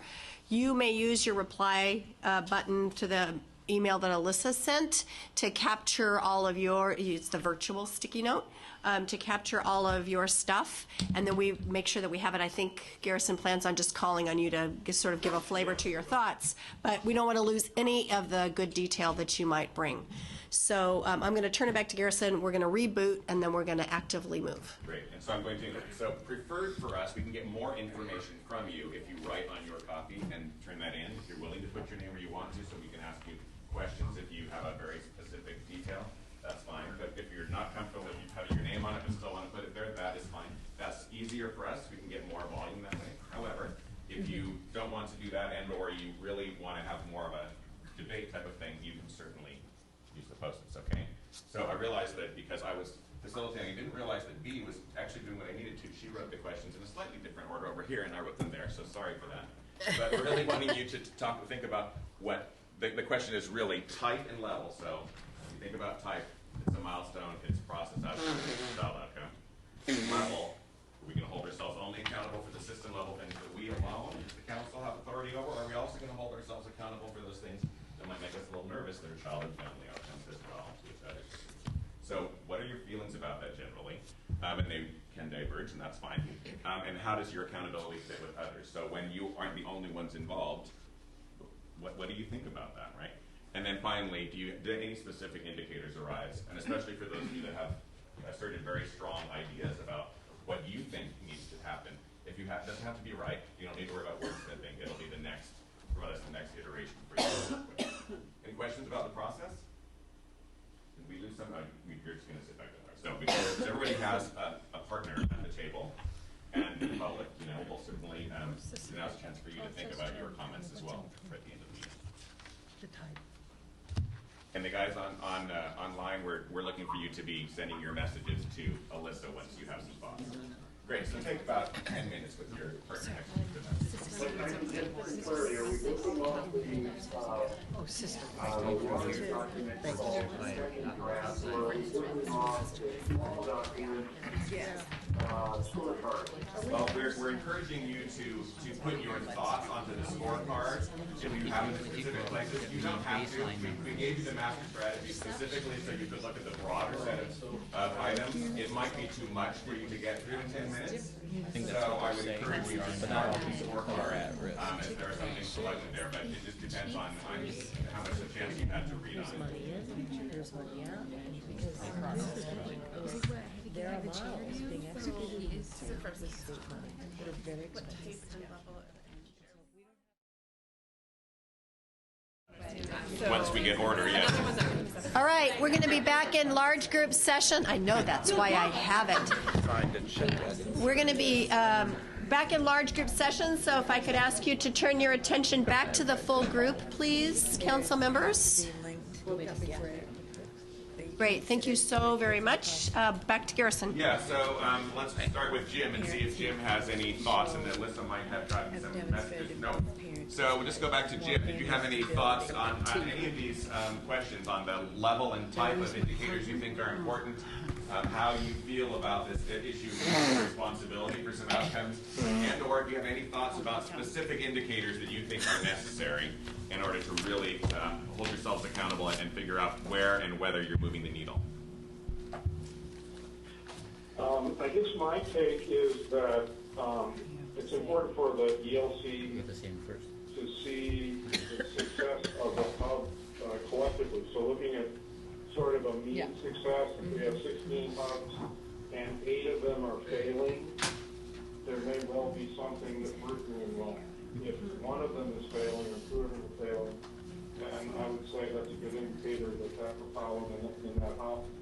But if there's a broad failure to meet our goals, I think we have to put the mirror up for our own selves and react to the hubs.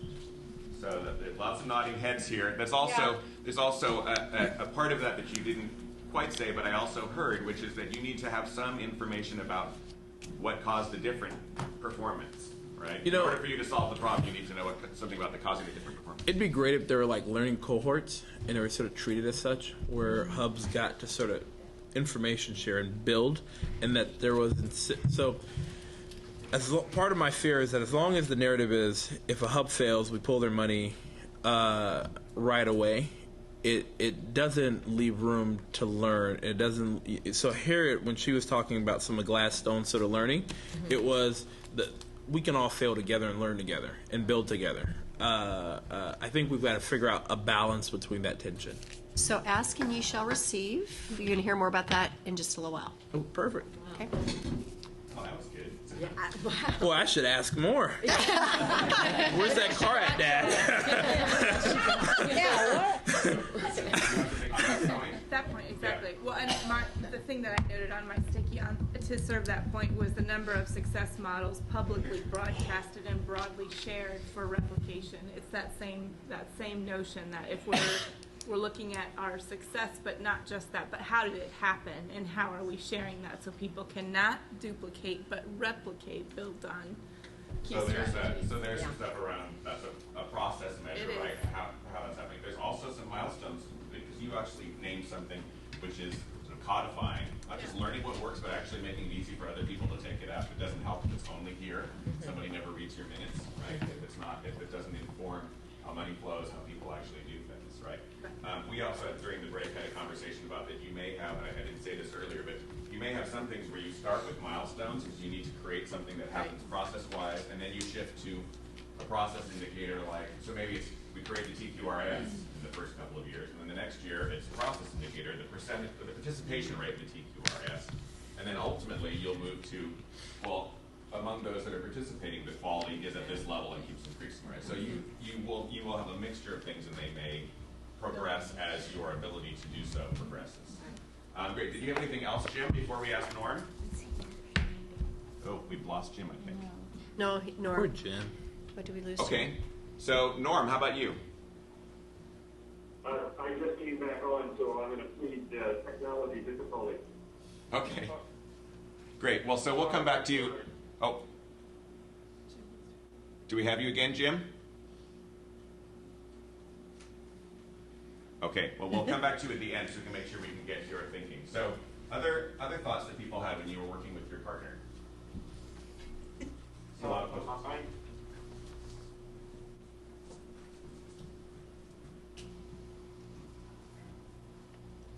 We're not having success today, Jim, sorry. Okay, so other folks. So I'm just going to throw it out there because Bobby and I had this conversation, and I've had it several times this 2 days around mutual responsibility.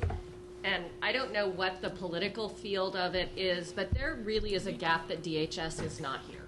And that we are not, the 40% is in a sense defined by children who touch DHS, but yet they're not here. And when we engage with them locally to try to meet the needs of these identified families, there are systems level barriers that prevent them from engaging in a really meaningful way. So Good for Terry. I think that's a system level mutual responsibility barrier, is that we're not able to break down whatever those barriers are between the early learning system and the child welfare or DHS system. Okay, I will note, just for your future thinking, that on the master strategy, one of the areas where there wasn't as much detail was specifically around a partnership with child welfare, which isn't the whole thing that you said, but around child welfare. So that would be the type of thing we would want you thinking about between now and the next time you get to weigh in on, well, more specifically, what would that look like, so that you have a chance to deliberate on it and decide, and the staff have an ability to know what that means. Other thoughts and comments? This may be too retro, but the original concept was that the family navigator or the family manager, the family, whatever we're calling the person who directs results for the family and child, is required to engage, even though they don't have DHS's budget in their purview, is required to engage the Oregon Health Authority, DHS, whoever it is, the criminal justice system, effectively to drive to the results. So at least at the outset, they were not exempt from that kind of accountability and engagement. And in the master strategy, there is a placeholder there for strength in a cadre of family resource managers. So there's nothing about what that means or looks like specifically in there. So that would be another good area for enhancing thinking about between now and the next time, or write down if you have specifics about what would be some things that happen in a year to make that happen. Dana? I think drawing off what you just said, Terry, but more looking at the second question, how does our accountability fit with others? I can't even see the question right now. I'm pulling from the experience working with the Joint Early Learning Council and Health Policy Board, and I feel like, in that work, we, for example, identified that we are all mutually responsible for getting to kindergarten readiness, which is one of our big issues, but I think there has to be some process measures, especially in the first couple of years, and perhaps different process measures than we've already indicated, and could we spend some time thinking about what process measures are that measure how we're doing along collective impact working together? So could we identify some, surely there's tools out there or experience around those indicators that we could measure how we're working with our DHS partners and with our OHA or Health Policy Board partners, knowing that we're all guiding towards that end star.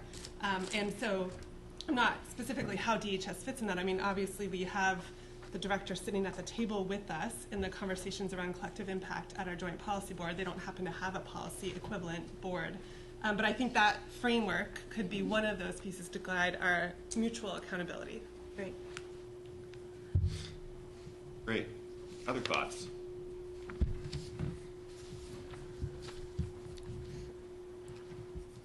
Well, engagement, we talked about engagement on a lot of levels, so I think their process, I stopped worrying about whether it was process or system and just tried to get ideas down. So if we're really going to meet our goals, the engagement of families directly, engagement of communities, a variety of whether faith community, you could just name it, but and we should name them. evidence that we have engaged them. So we played with some ideas, and you'll see them. But I mean, it's only a very small beginning, but it seems very central because we will never get there without all these people, and so it seems like early on, evidence that we have meaningfully engaged these different audiences is an important thing for us to focus on. So I will draw attention to something else that is tied to that. I'm not sure if it was intended for around parental behavior, professionals' behavior, but one of the things that someone said earlier was create incentives to change behavior. I know that from our past work on lots of public awareness, public engagement, family awareness, family engagement, parenting education efforts, that's actually a process outcome, right, that we did engage them successfully. But the real thing that you really want to know is after the engagement or as a result of the engagement, something improved in the interaction with the children, in the access to services, whatever. So you do have some strategies there, but measuring that consistently is a hard thing. So that'll be something. So for instance, Minnesota did in implementation of QRIS, the private sector funded huge public engagement campaigns, and they had measures, and the measures go way up as long as the campaign's going on. Yeah. And as soon as the campaign's over, the numbers go back down pretty much to where they were before, if I remember correctly. So I'm thinking not of that kind of public engagement, because that doesn't seem to change. I mean, it's not sustained. And so it was, I don't know what they are, but it seems like we should be trying, how would we know that we're not alone? We're going to note that as a bookmark, because if you look at the master strategy, actually because when we looked at what had already been decided, when you get to that area, it actually focuses on engaging families and communities. It's very broad. In understanding child health and development, so that's what it looks like for children to develop in a healthy or not healthy way. What is needed to be school ready, so that's a whole other set of things. What program quality looks like, so they know to select type of program quality as opposed to something else, and how to access services. Those are all great things. There's not behavior in there, which is also what you're talking about, but that's very broad, and there's not as much fleshed out there. So I would encourage you to have that be an area of additional conversation when you really look at the focus strategy. So I think part of that is not only how do we engage, but how do we shift the community norm? Right. So, I look at the work we've done around tobacco, and the community norm is that you don't smoke in public anymore. And and kids don't buy cigarettes. I bought cigarettes on a weekly basis when I was a kid. The community norm has shifted. Yeah, to marijuana. So how do we shift Which the is about community? dumb. How do we shift the community norm so that the expectation is that every child has engaged in an early literacy activity of some sort? And the one thing Bonnie and I talked about is that kids don't show up on the first day of kindergarten that the school district didn't know were out there, and that kids are all registered for school before the school year ends. So you just ended on to say, so have some thought on how you're going to measure that community norm, and you just then finished with one, so that was great. So that was great. So that's the type of thing that we encourage you to be thinking and sharing on paper as well. So if you're going to see what the current norm is and you're going to shift it, how are you going to know? I mean, we know it's smoking because it was just it's visible. You either are or aren't. Parenting, a lot of parenting happens in other ways. The family engagement happens in other ways. So I encourage you, that's a very good indicator. I encourage you folks to think about that, because that is a hard one. There aren't many states that have really figured out the best way to really, at this level, affect that level of community change. So I applaud you for thinking that. Is that a raised hand? Yeah, important to piggyback on that from Terry is to get baseline numbers when we're going into this, and right where we are now. What are the baseline numbers on whatever we're doing, and then in the future have line of communication on where the numbers are and how we're doing to the ultimate goal that is predetermined on the front end. Where I guess it could be movable, but at least where we want to go. And so we're on task. We're going to keep score, which seems to be against the culture right now, but we want to keep score on how we're doing. So one of the things we didn't ask you to do today was set those specific targets. Right. That's what you're really getting to. Is once we have an idea of how we would know what the community norm was, or we would know what the return on investment is, what do we have expectations about how far we're going to go, how fast. Right? And when you have that conversation, you'll have another conversation about how hard you want to push yourself. Right? This is again tied to realistic effort and resources.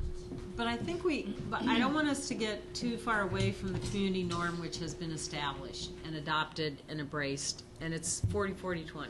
That's the community norm. That's whatever else we do, we can't set that aside. We can maybe put bells and whistles on that, but the community norm for us as the ELC is 40-40-20. And to a certain extent, some of this work may be about getting more simple, not more complex, in this context of we may not fix everything with a family or a child, but if we get this thing done, we've done our part. And part of what we keep trying to do is everything for everyone, and as a result, we're doing nothing for no one. And so to me, it's really a question of you take 60,000 kids, you put them in families. I'd prefer 103, but we can't get to 100% penetration. You put them through something, and they're at kindergarten ready to learn. And the more complex what you put them through gets, the harder it will be to attain. There's a direct correlation to how complicated this gets to how harder it gets to attain. So I just think we have to keep coming back to, we got so much money, the more complicated we get, the bigger chance there is we fail to meet it. Yay, hooray. That's true. I will say that, one of the things that's exciting when we were asked to come out and have this conversation with you is that, we're looking at Oregon because you are trying so many things, and the thing that's daunting is you're trying so many things. You're tackling K-12 reform, human services reform, and early learning reform and health reform all at the same time. Good reasons for that. They're all complex systems. They're all interrelated, right? So there's a good reason for it, but it is very hard. And again, you run the risk of being overwhelmed with the number of things you're trying to track. So again, that's why we started with the indicator. Yep. That's the reason we encourage you to look at the scorecard, that even though the staff might be tracking something more granular for reasons of management of the initiative or other reasons, we had envisioned in the initial conversation that you would end up with no more than 10, and maybe not even that many, measures that you think are indicative enough that you understand what is or isn't happening and why. The scoreboard is really important because I've been in this game since about 2005, and when we had the progress board, I've got to get community involvement of the CEOs of the community. Talk to newspaper and headlining, benchmarking to build a stronger future, and inside they had the ranking of the 36 counties. And when I put this in somebody's CEO's nose that we're 38th out of 36, then we got action. Yeah. We got action yesterday because and so there's a balance to that reasons for being at a certain number and stuff. But if you want to like teen pregnancy, or if you want to do teen drink alcohol and that type of thing, then that was very important. So I see this. There has to be a little. And that's not the all answer, but for getting the decision makers of a community and say that, hey, our community is this, or we're trying to do this for the state of Oregon, blah blah blah. It's important to have that scoreboard. You're hitting a couple things too, which is that we won't have time to actually fully explore today, but you're hitting on a couple of things, because that's an example of not just how are we doing overall in the state, but where are we doing well and where not, right? Which will create other dynamics you have to consider carefully, right? When you want to say it's going well here, not going well there. So you're making a case for why it's useful, and that's another conversation you'll need to have. Although we're concerned here about statewide, but yes. you drill down into your community. Yeah, no, I get that. So we're going to capture that. I'm just saying that when you drill down into your communities that aren't doing as well will have opinions about that, which you're saying you want, because that'll create urgency, and it'll also create other dynamics for you. So you want to be thoughtful about that. But we will capture that, and we want a picture of your newspaper that you carry around with you for just that purpose before we leave today. Any other thoughts that people want to share before we move to just talking about the master strategy document on the question of indicators and what level and what types of things? So I'll just share from Lynn and my conversation, then we can give you this note. So we had some conversation that teed off of the comments that Lynn made before we went into the small group conversation. But, we had an idea of indicator related to something like an ROI scorecard that we could tie to the children's budget, which we're statutorily required to develop and to produce, and it kind of gets to the point of collective impact that Dana was talking about. And then there were all kinds of associated things, strategies and steps we could take to sort of get there. But I just wanted to share that part. Okay, so that's great. I will say that one of the things that was hard is when you talk about, and clearly, you started this in great part because of the return on investment. And return on investment in huge complex systems is very hard to calculate, much less move. So it'll be important to think about carefully about how you're calculating that, so you're getting the value you really need to want to get. Well, and I think we want to differentiate between what many nonprofits are now undertaking as an ROI assessment, which is the late in life, they didn't go to jail, so we saved a lot of money. This is a different ROI, which is, and I think we have to actually diagram this out, is we have this mandate from the state, we have this much money under our control. Right. These other programs have this much money under their control, and there is an expectation that they will produce a result, and their failure to do so will jeopardize our ability to deliver on our mandate. Because a lot of the money floats out there in the ether for this population. And very correct that Jim's metaphor that we're the paint on the furniture, but you know, accountability 101 is first be clear what you're accountable for and what other people are accountable for. And so I think we need to do that, and what we can say is, and should say over time, is if we're the paint on the furniture but the furniture is performing like crazy, we've done a great job, no worries, I don't care who does it as long as they get it done. However, if we get, 1% of the funding or 2% of the funding under our direct control and the other 98% is ineffective, then the first people we need to tell is Nancy Golden and all the people invested in 40-40-20 is something else has to be done here because we don't control what they produce. And equally important, if they have very expensive, inappropriately scaled models with no research function, etc., we can't control that. That has to be addressed, or we'll fail. So that suggests a lot of conversations on Yes. Oh, yeah. On the strategy. That's right. And also because you're also suggesting a whole bunch of activities that aren't currently listed in there. I don't know whether they are or aren't happening, but in diagramming what is actually so in this system and in other systems that align and join into it. Are the net metrics, if we combine the systems and serve more children, then supposedly you'd have less administrative costs. If you have 36 counties and 16 hubs as an example, then should we be talking about measuring the economies of scale there, if that's the case, if that's what happens? I mean, I don't, that's still unknown. But you would assume so on the face of it. That's an example of one where you might only be able to get a certain level of sophistication within a couple of years, and you might increasingly become more sophisticated Exactly. in your ability to calculate that. Exactly. So the discussion that preceded this discussion today, which Dick led, was the kind of resistance to change and the force of the status quo. And so if you're responsible for a result, to your point and to Charles' point, that we need to identify the barriers. So to the extent that no one wants to change anything and we just add hubs and we do a few other things and the results don't change, I want to be the first person to have clarified that at the outset. Because we will be held accountable. We've been told that multiple times through 2 legislative sessions. And that requires that the people delivering beyond our reach are accountable as well. Assigned reading. You care about kids and families, right? So that's the only reason you're here. Yeah, assigned reading for this Absolutely. group. The assigned reading for this group is Who Moved My Cheese, and the children's edition. I haven't done the children's edition. I got a case of those books in the car in case somebody wants one. I really do. Yes, Jim. This is Jim. I wanted to follow up on Lynn's suggestion that I think if we are going to hold the rest of the world accountable, and I actually don't object to that, one measure we could focus on is asking the hubs what partnerships they've made, because it's the partnerships that will allow us to make progress with that accountability. Get the right people at the table.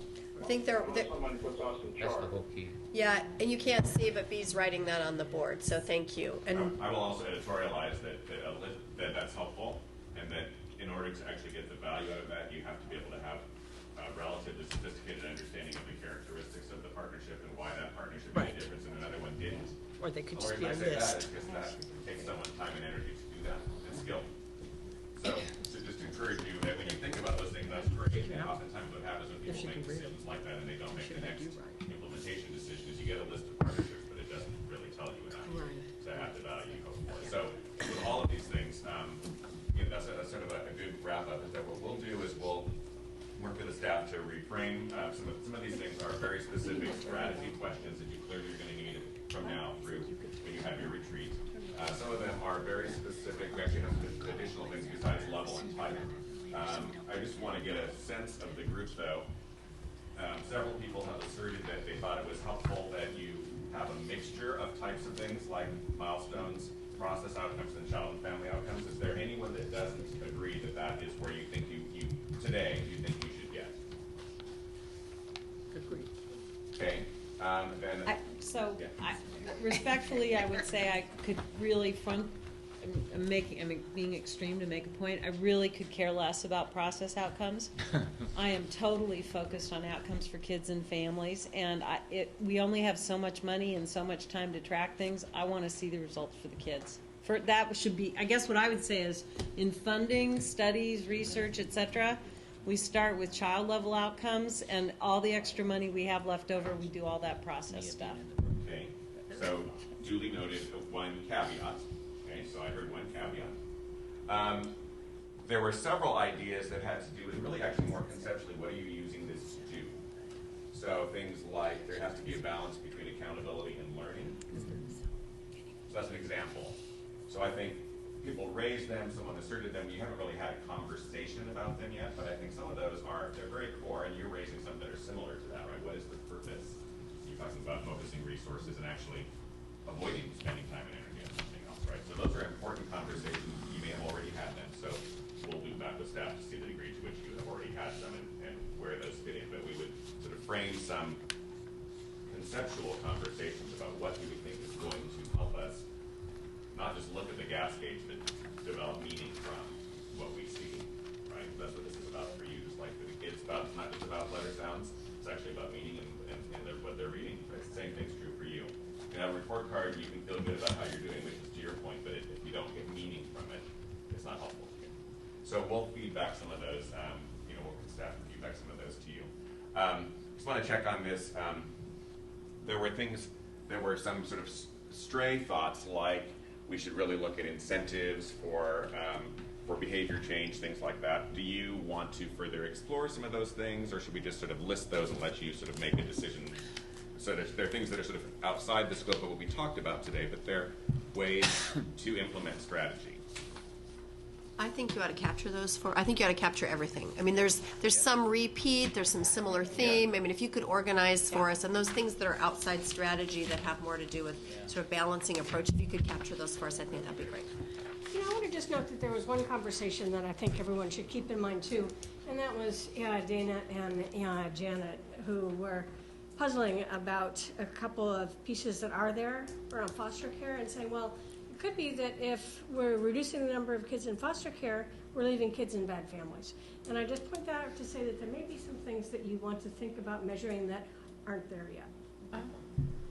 So we were thinking, well, my first thing was, well, what if the gas gauge is broken? So you're trusting the gas gauge, right, but it's broken. Yeah. And so we do have to identify what the true problems are, and then linked indicators or something, because you could link indicators around children not being in foster care because of parent training or other things, but just in and of itself, some of these indicators don't tell us anything. And one other thing, and I do have to leave in a couple minutes, but this morning our equity subcommittee, a woman who belongs to a tribe in the state brought up about going to kindergarten, that when, these great kindergartens, but then the children are not associating with their culture and they're losing their culture. And so they want to do their own kindergarten program. I don't know exactly how that fits in, but we make these fabulously great kindergartens that most of us think are wonderful. And what are our measures to make sure that what works for most doesn't confine those that it doesn't work for.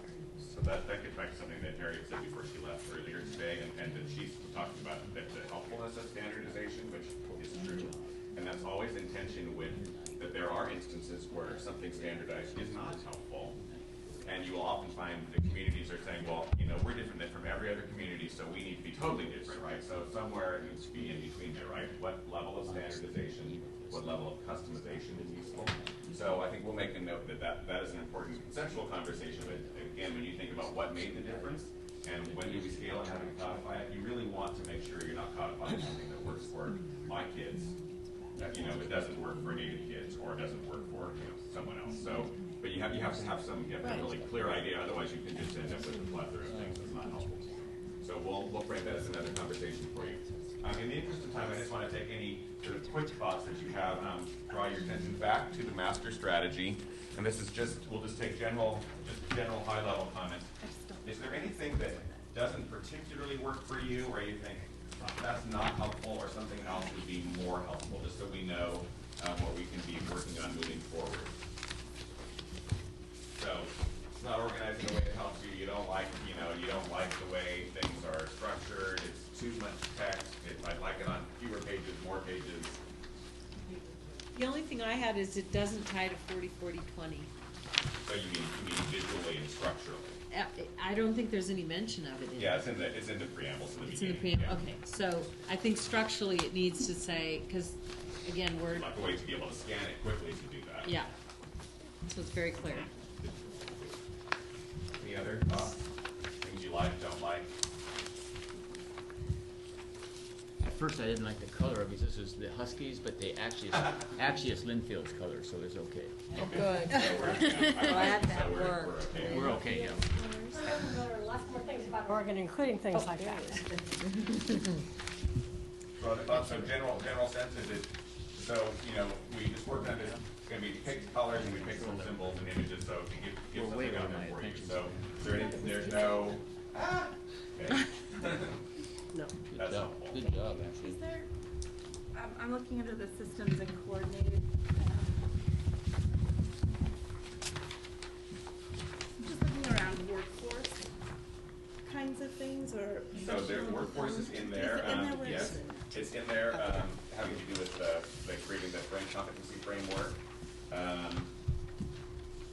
So let's see. So we have on strategy 2.1, we have aligned EC and K3 teaching and learning through joint professional development. You have strategy 3.3, articulate early learning workforce knowledge, competency framework, career pathways, and bonus incentives. But so I will encourage you. So we will come around. Are you going to take a break next, or are you going to keep working? I'm going to ask them. I think we reached Dick's attention span a little while ago, but I think we also need to plow. So, okay, so we're going going to to encourage you to, we will come around and gather your Post-its, and if you are so willing, we would love to gather these. We can follow up with an electronic copy if you're anxious about not having one. But it would be very helpful for us to have your comments. If you are concerned that we won't understand what you're saying, or that you just want to make sure, by all means, put your name on there so that the staff can follow up with you and make sure that we get what you're saying. So we anticipate that what will happen is that we'll be working on some process to have the sort of appropriate folks who do some work on this between now and your May meeting, right? You have some committees that are already convening on some of these topics, and so we may ask them to do some very specific things as the staff is working to refine this so that you will be further along in May. Anything else you want to say about that? I don't think so. I guess two quick, very specific follow-ups for the council. I think there was a suggestion earlier, if there's no objection, I'd like to make it formal, which is to ask the Marlene's subcommittee take a look at this between now and our May meeting with an eye toward how, there are a couple of things sprinkled in, but how we in a very intentional way reflect the equity lens. And then the second is this comment about DHS.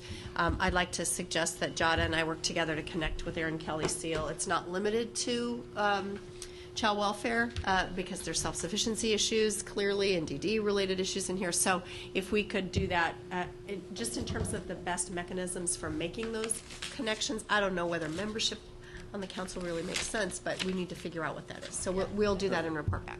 Okay? So with that, I just want to thank Garrison and Bee for making the trek down Yeah. south Thanks to a join lot, us. you We guys. really appreciate the good work that you've done in getting us started on this, and we'll look forward to lots more. Absolutely. So Summer, I really, really want to take it. All right. Really. Really. But you're gonna use Okay. it so we can write Yeah. on. Yes. That's great. We probably have a few extras today. We'll round those up. Okay, so council members, in the interest of time, we're going to keep going as they collect. I wrote on the pink. Question for you. So I We didn't are put anything on there. we are scheduled to adjourn at 2:45. Can we plow through, or do you need a break? Plow. All right. So members of the audience who are participating with us, if you want to sign up, if you want to sign up for public testimony, I'm going to call last call. And the sign-up sheet is on the bookshelf to my left. So this is last call for public testimony.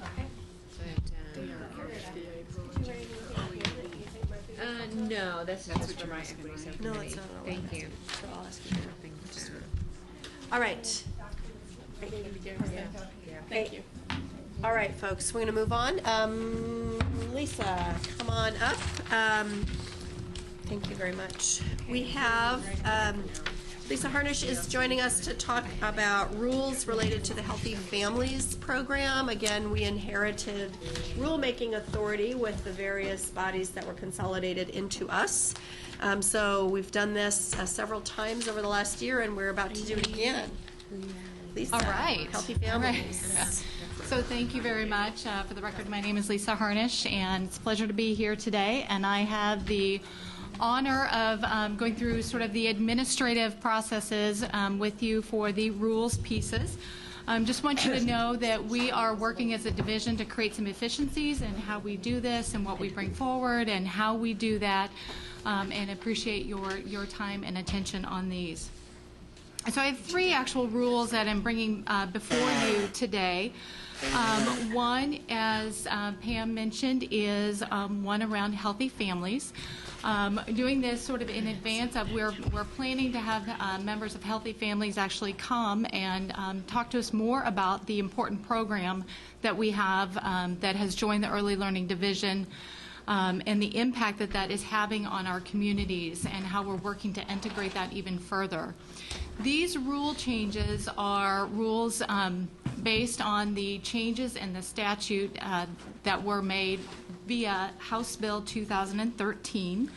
The primary changes that are in front of you result in the name changes to Healthy Families Oregon from Healthy Start.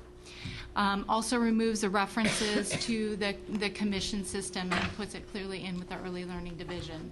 So that's essentially the changes that you have here in front of you. As a division, we are working with the program, and we'll be hearing more about how we're bringing that forward into our daily practice. But that's what these rule changes do. So I'm not sure if any questions on those, but they're here for you to consider. And if there's any questions, I'm happy to help with those. Okay, so we do need a motion. We do need to act on these one way or the other today. Let's see if there are any questions first for Lisa. I have a question. Yes, Terry. So forgive me, but I recall in discussion around the rule changes that Healthy Families was no longer going to be restricted to visiting first births Correct. only, because that is not the national model. That was just the model Oregon chose. Thank you for that, and that is true. That adjustment is here, and it is providing services to families, and then also adjust the ages prenatal to 3, which is how they've been operating with the program here in Oregon. I'm still not seeing And where I'm seeing it changes first the time restriction parents. from first. What page are you on, Lisa? It actually moves in the first paragraph in the purpose statement, about 5 lines down, targeting, and then crosses out first birth. Okay. And then adds in high-risk families.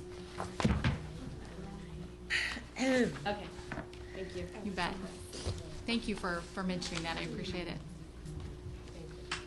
And then, and just to follow up, and then you will be working with individual contractors around how that's implemented? Correct.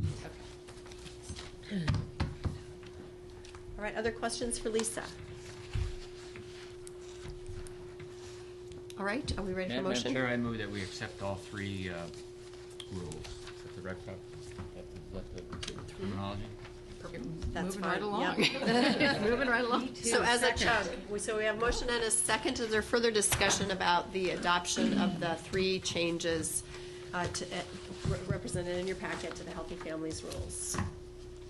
Further discussion or questions? Council, is there any objection to adopting these changes? Sorry, was either Jim or Norm trying to get in? Okay. No objection. Anyone else? Objection? All right, thank you. We have changes to the rules. The other two that are there for your consideration, you'll remember last in January, actually, Brett and I came before you with the early literacy grant and the kindergarten innovation grant, and these were adopted as temporary rules to allow us to be able to put the RFA out on the street and begin the strategic investment work that we're doing. What you have before here today is absolutely no changes to those rules. What I need, though, is to be able to adopt these so that we can get these through the permanent rulemaking process. Dana, did you have a question? Oh, I just thought that's what we had just Yes. Yes, Norm. So is by the temporary rule on the early literacy grant, is it part of now, or are we on the summary? I'm sorry, we are on the Early Literacy Grant Program rules. 414-8. Yes, 414-800. If I can ask a clarifying question. Please. So, again, this is just something that maybe is covered in a different way, and maybe we've already gone this far, but even in the definition of achievement gap in paragraph 1, is that something that was previously approved and temporary, and we're talking about making it permanent now? Yeah, so, Norm, the rules in their entirety that you see in front of you, excuse me, the council did adopt as temporary in order to get the grant programs underway. And the request is that we make them permanent so that the grants can actually be awarded. This is a small matter, but if you read number 1 about the achievement gap, and it states that the gap between, it infers that the gap is between economically disadvantaged students learning English, etc. Yep. And the word between sets up a whole list of things that's not what we need. I think we need the gap between those who are fortunate in the resources that are available to them, and perhaps all these others that are listed. So it would seem to me that the gap that often exists among students who are economically disadvantaged is a more appropriate statement of where this gap exists. Thank you, Norm. There's no counterpoint here. It's just a whole bunch of trying to make these disadvantaged compared to what? Right, thank you. So Norm is suggesting that in the permanent adoption of these rules, we use the word among, as opposed to between. That isn't a sufficient fix. It's real, it just bothers me that we aren't really clarifying what the gap is between. Right. Yes, that's right. I think there are lots of, there's agreement here in the room that isn't a very important clarification that we need to make it. Okay. Are there other questions or suggestions to this set of rules? Yes, Bobby. Madam Chair, under the list of organizations that may apply for funding, this is a question. Would all the parenting hubs that exist in Oregon be eligible under this? So I think it's a staff question. Did you think through who runs all the, I mean, they're just an obvious group for being involved in this kind of activity, and I have not tried that. I'm not even sure that I know who runs the hubs. But I just would, the parenting hubs are now spread across the state and have goals that are very complementary to this, and I wouldn't want to accidentally leave any of them out. Do any of them not fall in these categories? Well, that's what, it's a staff question. I don't know the answer. I don't even know who runs all the hubs. Right, and have you looked at that? I'll have to go back and double check on that too, but I think part of it was also written into the statute, but I'd have to go back and look at that. Oh, okay. So, And so, Bobby, Okay. I think with the, I mean, I they're just don't allowed, want somebody to be excluded, that's all. and they're allowed to both public and private. yes, they And are so I included. I'm think- getting a signal in the back of the room. I'm getting a flashcard. Yes. We've got Family Feud going on behind you. So, yes. Yeah, they're all non. Okay, thank you. It's already been checked. I mean, it was a question. I Yeah, just. no, that's good. Terry? So this brought up another question. So the providers of early childhood services, then I'm assuming would include government entities that provide early childhood services. I believe that they could. I presume that is. Yeah.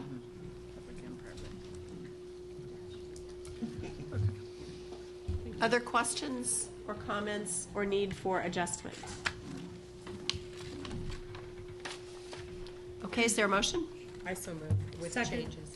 Okay, there's a motion and a second to approve these rules, substituting the word among for between in the first paragraph under definitions. Is there any objection? Oh, excuse me, is there any further discussion?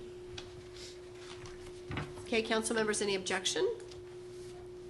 All right, these are approved. Let's look at the last set. Vicki, if you're cold over there by that window, feel free to close it. Don't suffer. You guys are all, I know. I just put my coat on. Okay. So council, This, No, I was gonna say, no, it's okay. So likewise, this is the Kindergarten Readiness Partnership and Innovation Program. Similar to the Early Literacy Grant, these were adopted as temporary to allow us to be able to get the RFA out on the streets and ready for applicants to submit applications. The goal of this fund is to promote community and school partnerships and innovations that result in measurable increase in children's readiness for kindergarten. Again, we're not recommending any changes. We're recommending or up for your consideration to approve these as they are, or if there are any additional questions. and council members, we have a little more time with this one, so if for some reason you wanted to spend a little more time with it, we could come back at one of our next two meetings. We just need to have this one approved as final prior to issuing grants, which is we're scheduled to do at our May meeting. Right? So I move approval. Madam Chair, Yes, Norm? With the change. I think this is a little confusing in the package that I have in front of me, but I think the same concern applies on this step as well. Yes. Chief and Jack, I got that right? Yes, that's right. And now we have a motion and a second to approve with that change. Are there other points of discussion, changes, or questions on these?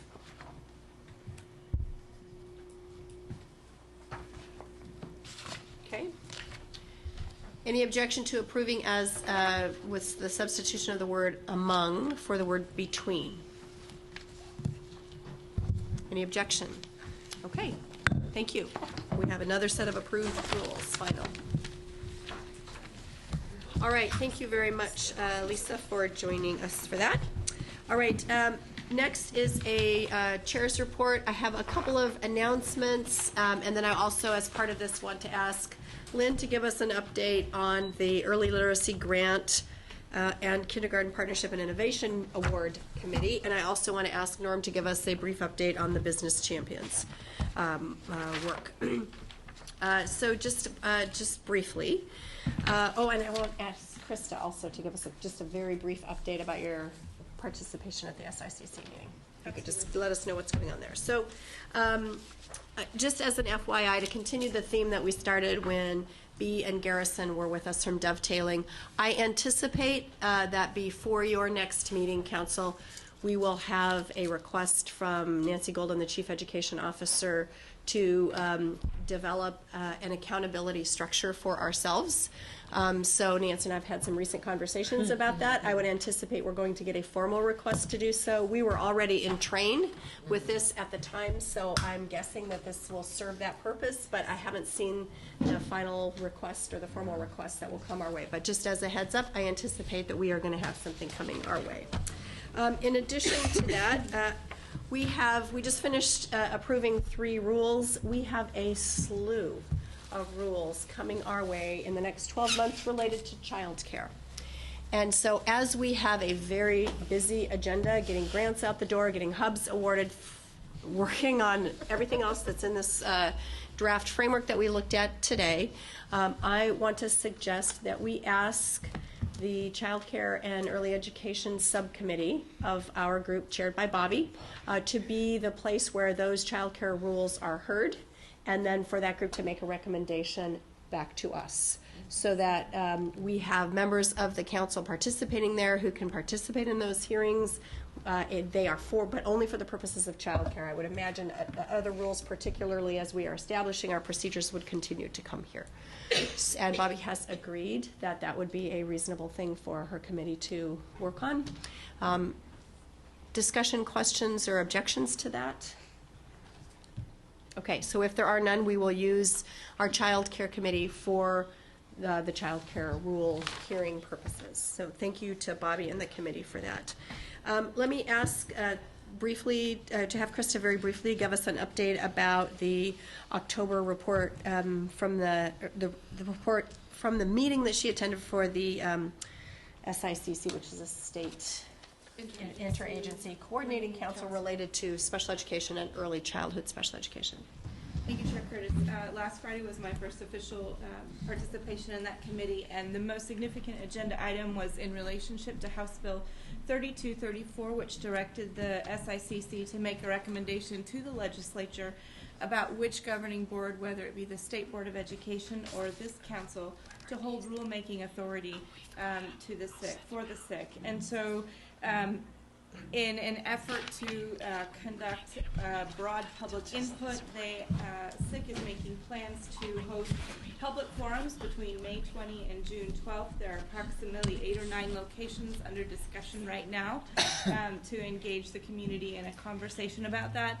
And finally, the conversation includes, regardless of who would be recommended, that efforts to coordinate between both bodies be also a part of the discussion.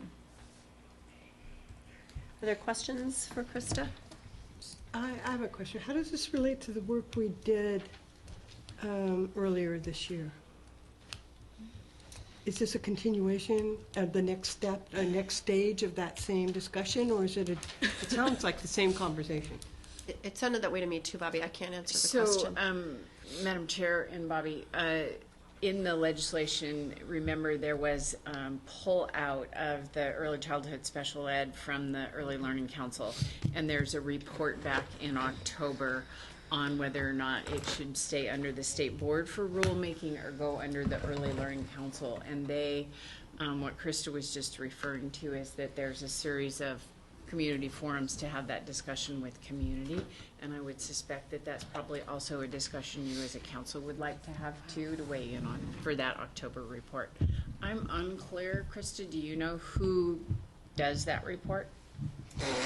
The actual legislature says that the SIC reports to the legislature, Okay. so I'm guessing that that it probably, the chair is actually a parent, and so I believe the staff person is the director for early education. That would be, I think, Nancy Johnson-Dorn.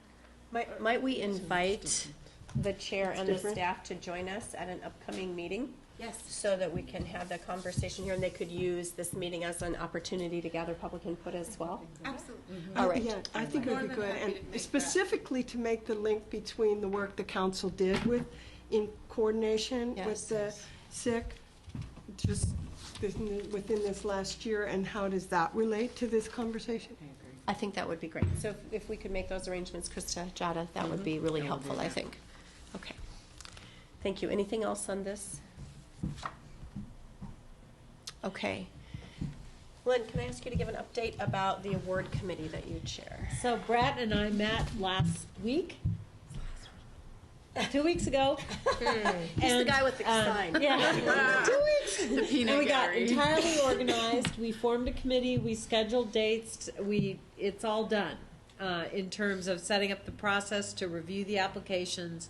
And I don't really think there's need to go into detail beyond that. I did ask Dick this morning to be one of the other people at the table reading proposals so we'd have enough readers and not give anyone too much homework, and he graciously agreed. Said there was pictures. they're all storybooks. But Bobby, anything else that we need to add there? I think, Brett, anything beyond that? I would just say that right now we have a team of people reading proposals. Each proposal needs to be read by at least 3 people. If anybody has some extra time on their hands and wants to read a set of 5 applications and isn't involved in submitting an application, shoot me an email and I'll send you some things to read. Great. Okay, thank you. And council members, as a point of information, our April meeting will predominantly, if not exclusively, focus on the recommendations from this committee related to the early literacy grants. At our May meeting, we will focus on the recommendations from the committee on the Kindergarten Partnership and Innovation Fund grants. Okay, so thanks to Lynn and other council members who are participating in the committee and the evaluation process. Norm, update on Business Champions. Okay, you will recall there have been some government in favor of an adjunct group of business representatives from around the state, broad, diversified, that could join in our effort. I would say it's still formative, but John has staff assigned to this. However, I will say I think John and Susan have been focused heavily on public launching. We had a tentative date for the governor to meet with a group in Salem adjacent to our, what I believe is an E-meeting, April 15. That might have been moved only to Portland. And so now I think Pam and I have been exploring with John whether a later date would permit more organization. We're doing a sort of an ID to make sure that we held the date with the group that we would like to bring together. In the governor's presence, this would be our biggest cheerleader. Terry, thank you for offering a suggestion. Council members, we need more from your areas and regions as we're suggesting people may need to travel to Salem or perhaps Portland for an hour or two to come together around this topic. At this point, Madam Chair, what is your place?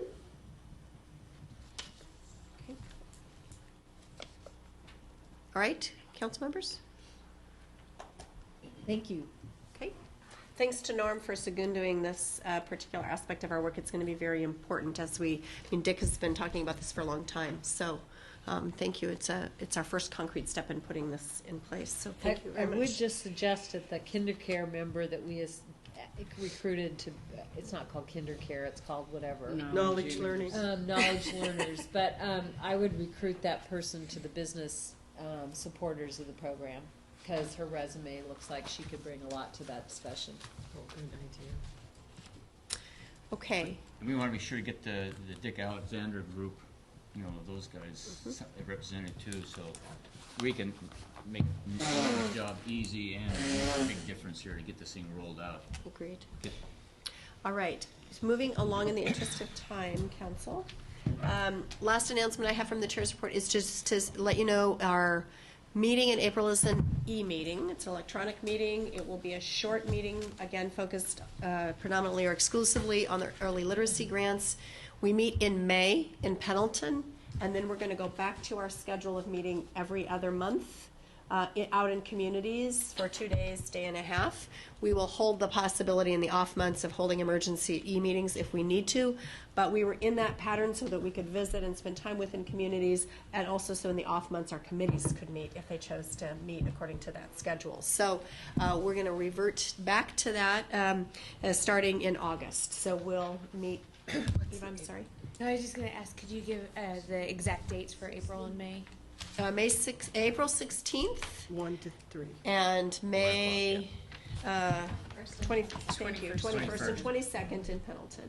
Great, thank you. So, and so Alyssa, Jada, and staff will be emailing all of this out to you so that you've got it for your calendars as the logistics get put into place. Are babies invited to Pendleton? Yes, Of course. of course. Of course. Babysitters will be arriving in Pendleton. All right. Okay, anything else on dates? Okay, that's all I have from the chair's report then. I think we are on to the director's report then.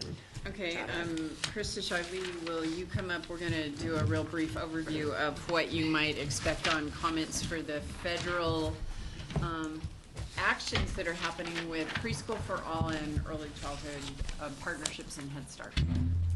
Great. Chair Curtis, members of the council, for the record, I'm Krista Shively with the Early Learning Division. As I mentioned in the last Early Learning Council meeting, there is a new Race to the Top opportunity that was funded in the Omnibus Appropriations Bill passed by Congress. The new Race to the Top, it looks like, will be coined the Preschool Development Grants Opportunity.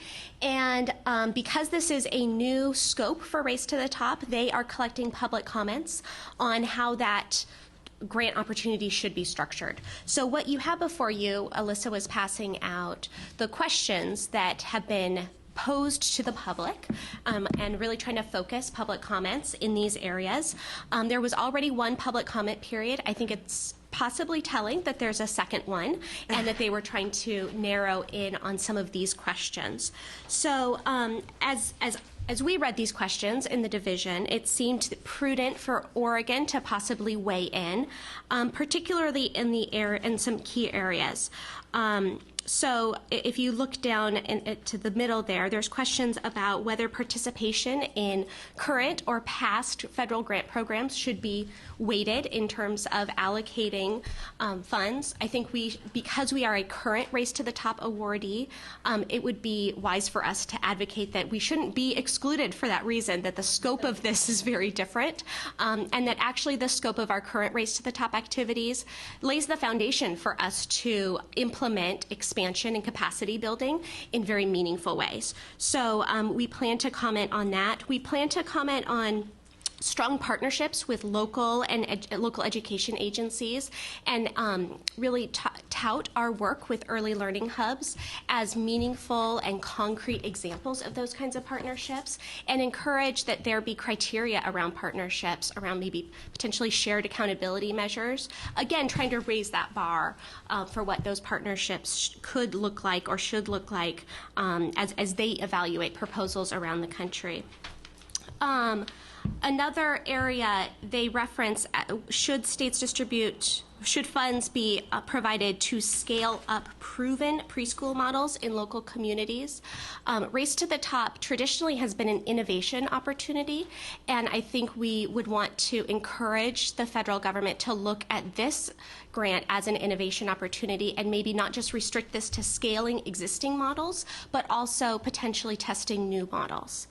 And then lastly, because Race to the Top has been an innovation vehicle in the past, I think we would encourage them to not require matching funds at this particular time, but rather to use this as an opportunity for states to prove models. So that's just kind of some of our early thinkings. Would welcome any feedback from the council that we can incorporate into our remarks. The comments are due by 5 p.m. Eastern Time tomorrow, so we will be... So we know what your day looks like tomorrow? Yes. Or tonight? Yes. All right. Council, reaction to what Krista has summarized in terms of Oregon response. There'll be a lot more detail that she'll put into this response. questions, comments about that, or additional points that you think need to be included in Oregon's response at this time? Again, this is a public input opportunity. There's nothing binding related to this. Krista? Yeah, is the question around states distributing funds on improvement preschool models, is the comment that it would be both innovation and existing strength-based approaches, or is it just a focus on innovation? I think the main point was that it shouldn't be restricted to only existing proven models, but rather more open-ended. Into innovation. Thank you. Thank you very much, Right, Krista. so if it works, why don't we try and make it work? That's odd. Never mind. What was that? Nothing. Thank you, Krista. Yes. We also have a real quick request from Megan is we need some more people to review for the second round of hubs. Those applications will be coming back in, and we will have to award those prior to July 1 of 2014. So those will be awards that you will make in your June meeting. Which I for the forgot to say, council, which sorry. we forgot, yes. So. I'm sorry. I think I jumped from May to August. Yeah. Sorry. There's a June meeting in there. So there will be a June meeting, and we'll decide how that might look, but that will be where we will do the award of the round 2 for the hubs. I think the other thing is the team, along with the Department of Education K-12 staff, are going back to North Carolina next week. We remember you were part of a 9-state consortium to look at kindergarten through 3rd grade formative assessment. So we'll be working with 9 other states, looking at not only what we might see with potential future for our kindergarten assessment, our early learning standards, as well as 1st, 2nd, and 3rd grade formative assessments to help teachers get to that 3rd grade benchmark. And then just real quickly, we might send you out a technical assistance on the 31st, because there has been a significant amount of technical assistance out to every community that's asked for it for round 2 of the hub. So there has been facilitation as well as mediation, and several good things have come from that in terms of probably getting applications to be more actually further along and working partners. So for example, you have a partnership that came back in from Lynn, Benton, and Lincoln, and then Washington County has switched who their hub is going to be, and they are actually have informed us that they're looking at United Way being the hub applicant on their behalf. So I think those have been some of the things that Megan has done with some of the technical assistance through Portland State have been very helpful to move along to round 2. And I think that's probably, in the interest of time, I'm good. Oh, one last thing. I'd like to, we did receive 2% restoration for the legislative session, and I would like to thank very much, because this is where our advocates in the state of Oregon helped us get back up to that full 2%, where many programs only received 1/4 or 0.5% back. All the early learning programs did receive 2%. So thank you very much to the Children's Institute as well as the Head Start Association to be able to help us with that. In your binders, you'll see QRS. We continue to encourage people to start working on their quality, commitment to quality, and more stars are better. And we do have some of our very first Head Start programs to be able to say yes. Thank you very much, Krista. She's been working on that. And hopefully we will have the governor be able to do that presentation when he goes to Pendleton in April. Great. Thanks. Great. Really NASCAR country. NASCAR country. Anything else? That's Jada? it for me. Council members, questions for Jada, Eva? I know that a couple of our providers, Spanish-speaking providers, were still curious about the progress of the QRS material in Spanish, and they had indicated that they wanted to come today, so they might not have been able to get subs, but I'm just curious to be able to report back to them if you know. We will get an answer back to you in terms of what specifically has gone on, because I know Lisa will work with you on that, okay? Okay, great, Thanks. All right. Council members, any other questions for Jada? It is there. Any other questions? All right. Great. So I want to turn our attention then to public input. I have 3 signed up, but one is Karen Twain, so I'm assuming that she just signed the wrong thing. She's not here. All right. So that happened earlier. All right. So I have Kathy Ems and Swati Adarkar. Are you both intending? Did you say the wrong thing? Okay. All right. That's me. Kathy, it's yours. Come on up. Sit up there.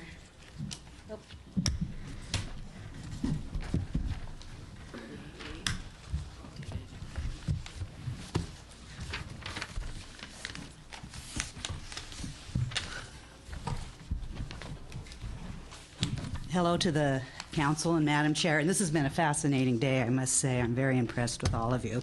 My name is Kathy Ems, and I'm president of Parent Child Preschool's organization, the Cooperative Preschool. I'm also a retired reading specialist and really interested in having all my students read by end of third grade, so another passion.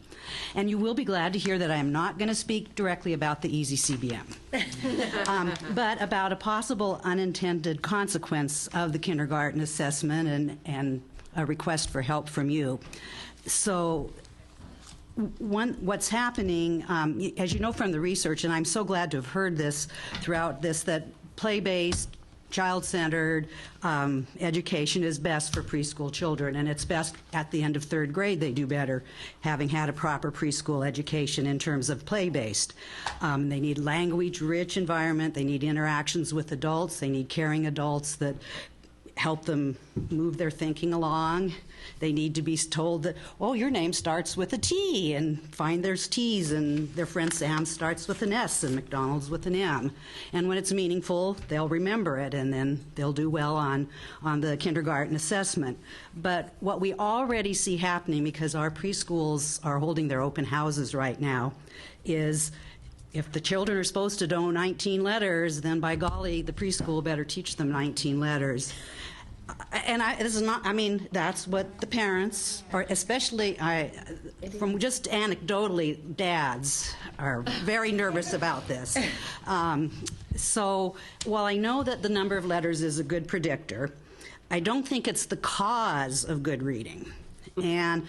But the parents don't know that. And so my request to you is that a parent ed piece come out with these results. And I saw that as I read your different materials. Parents said, well, what can we do to get our kids ready for school?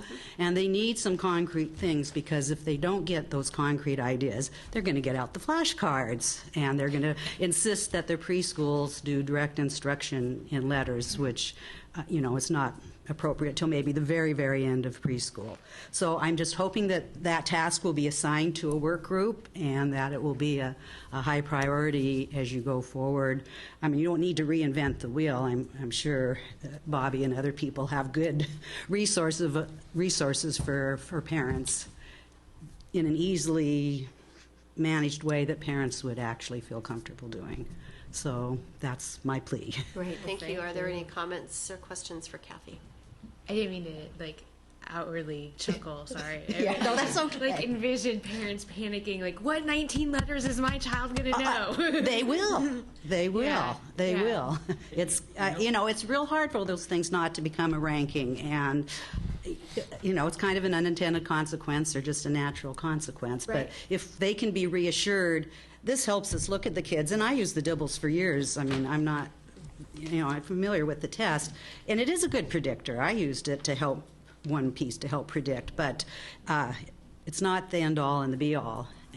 I think this council agrees with you, Kathy. I think we understand what we're not about, and I think we tried to say this earlier. What we're not about is training kids to learn 19 letters by the time they enter kindergarten. Right.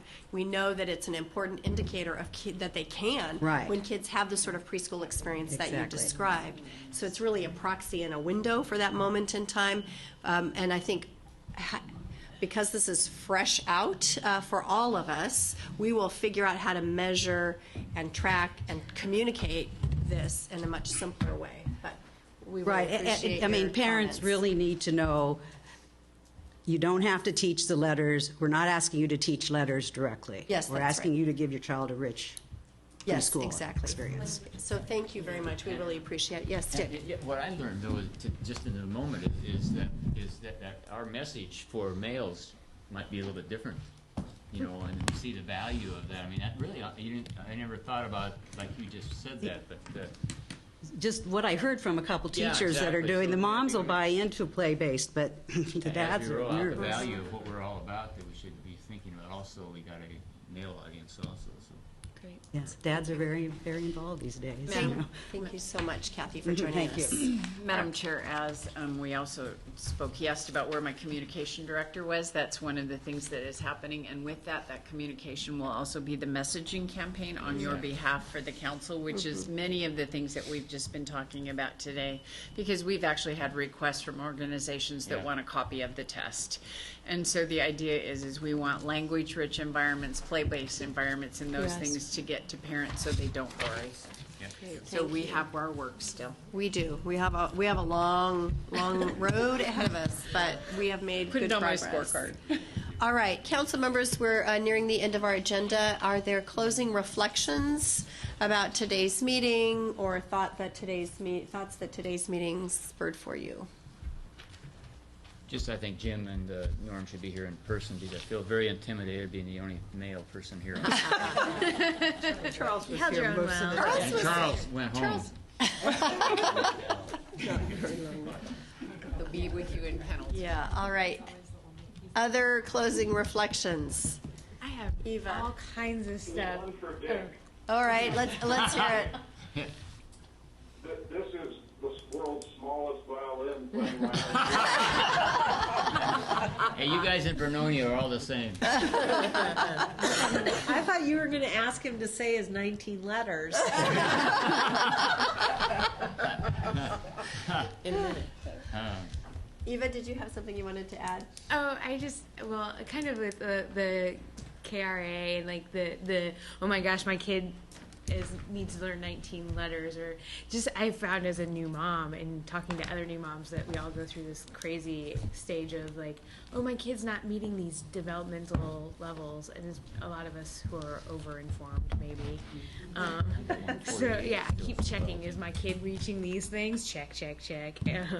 And so I think maybe, is there a way to help us communicate with parents that these are indicators, and it doesn't mean that because your child hasn't hit all of them or that it's doomsday. Right? Yes, it's called the ASQ. Yeah. Right, Marlene. But I think along with that, Eva, is that with just being a new parent as well, that even if you say that, as a new parent, you're still going to want your child to meet know those 19 letters, and there's still it just seems that in our society we're seeing more the children get they're taking gymnastics at a younger age, swimming, so it's more competition, putting them into more activities earlier. And so I just feel like no matter what the message is, but we should have a message, definitely. We should also expect that more than likely you're still going to have those parents that are still like, we need to train, we need to teach them and hit all those landmarks. So. And sleep fed by 6 weeks. And Right. all these things that are really maybe Pressure, not welcome good. to parenthood. Yeah. And I think on the other end of that spectrum, then having superintendents also understand the meaning behind the kindergarten assessment tool, to use it as a mechanism to support kindergarten classrooms, to be proactive for resources for when kids come in. So I think what I heard was, jotted that was something that our communication specialist is working on, and we'll have something soon that kind of would meet both ends of that Remember, that's the spectrum. look forward, Kim, and so Right. yes, we'll equally be working on that too, and that's some of what we'll get in this next week. Wonderful. Thank you. And then can I think one more, I'm sorry. Yeah. Was maybe when we, for all of us, some of us aren't early childhood folks, to look at what does the new, when I heard Dick talk about, well, what is the new modern kindergarten or new kindergarten? And I think maybe, is there some way we could kind of have a little infomercial or something that talks about, with the research of brain development and how children really learn, what it really looks like when we talk about that play-based and language-rich and environmentally appealing and developmentally appropriate. So I don't know if that would help, but it seems like it might help I'm all going of to us. work on that for May. Bobby. Years ago, we produced a document, a lot of people worked on it for a long time, on foundations, what every child needs to know from birth on. And it my sense was it never hit the real audience. That it was a document, it was created, and nothing ever happened. And I don't know if we should go back and look at that and see if staff could revise it. It was very concrete and it was helpful. If your child's 6 months, you know, and it was very supportive of parents. It wasn't at all a scary document, but it, you know, I worked for years with very low-income parents, and the expectations for their children were just not realistic. And so we can't assume that people know these benchmarks, although pediatricians do a great job of educating. I just think we have to do it in multiple ways. So I don't know if that tool must still be around. If it's worth staff time looking at and seeing if it should be made available to families, or if we should be working more in concert directly with pediatricians on this. But the parents need to hear it over and over, because especially targeted groups, they really just don't know. Mm-hmm. Is this something that was done under the council? It was done, the Department of Ed. Okay. Facilitated the work. I look forward to seeing that, Bobby. I think, and probably all of our staff, we've been talking about these communication tools a lot, and I think having resources that we can look to for certain around the kind of the rubric of the developmental screening work that's going to be happening jointly out of health and early learning, and a large focus on professional development for those providers working directly with families, that would be a great resource, or some iteration of that resource to share. So I would look forward to seeing that. Okay, Council, just a recap of this and a sneak preview of what's coming. So we have an e-meeting in April. We have an in-person meeting in May in Pendleton. We will have an in-person meeting in June focused on the next award of hubs, and then we will revert to our every other month community visit style meetings. And just to keep the early learning population going, we've conveniently arranged for Vicky's new grandchild to arrive in June. Nice. Charles will have a new early learner in July, and Jada will become a grandmother for the first time in August. So maybe you can convey to Ron that we're working on getting a full-time babysitting job for him in the event. October.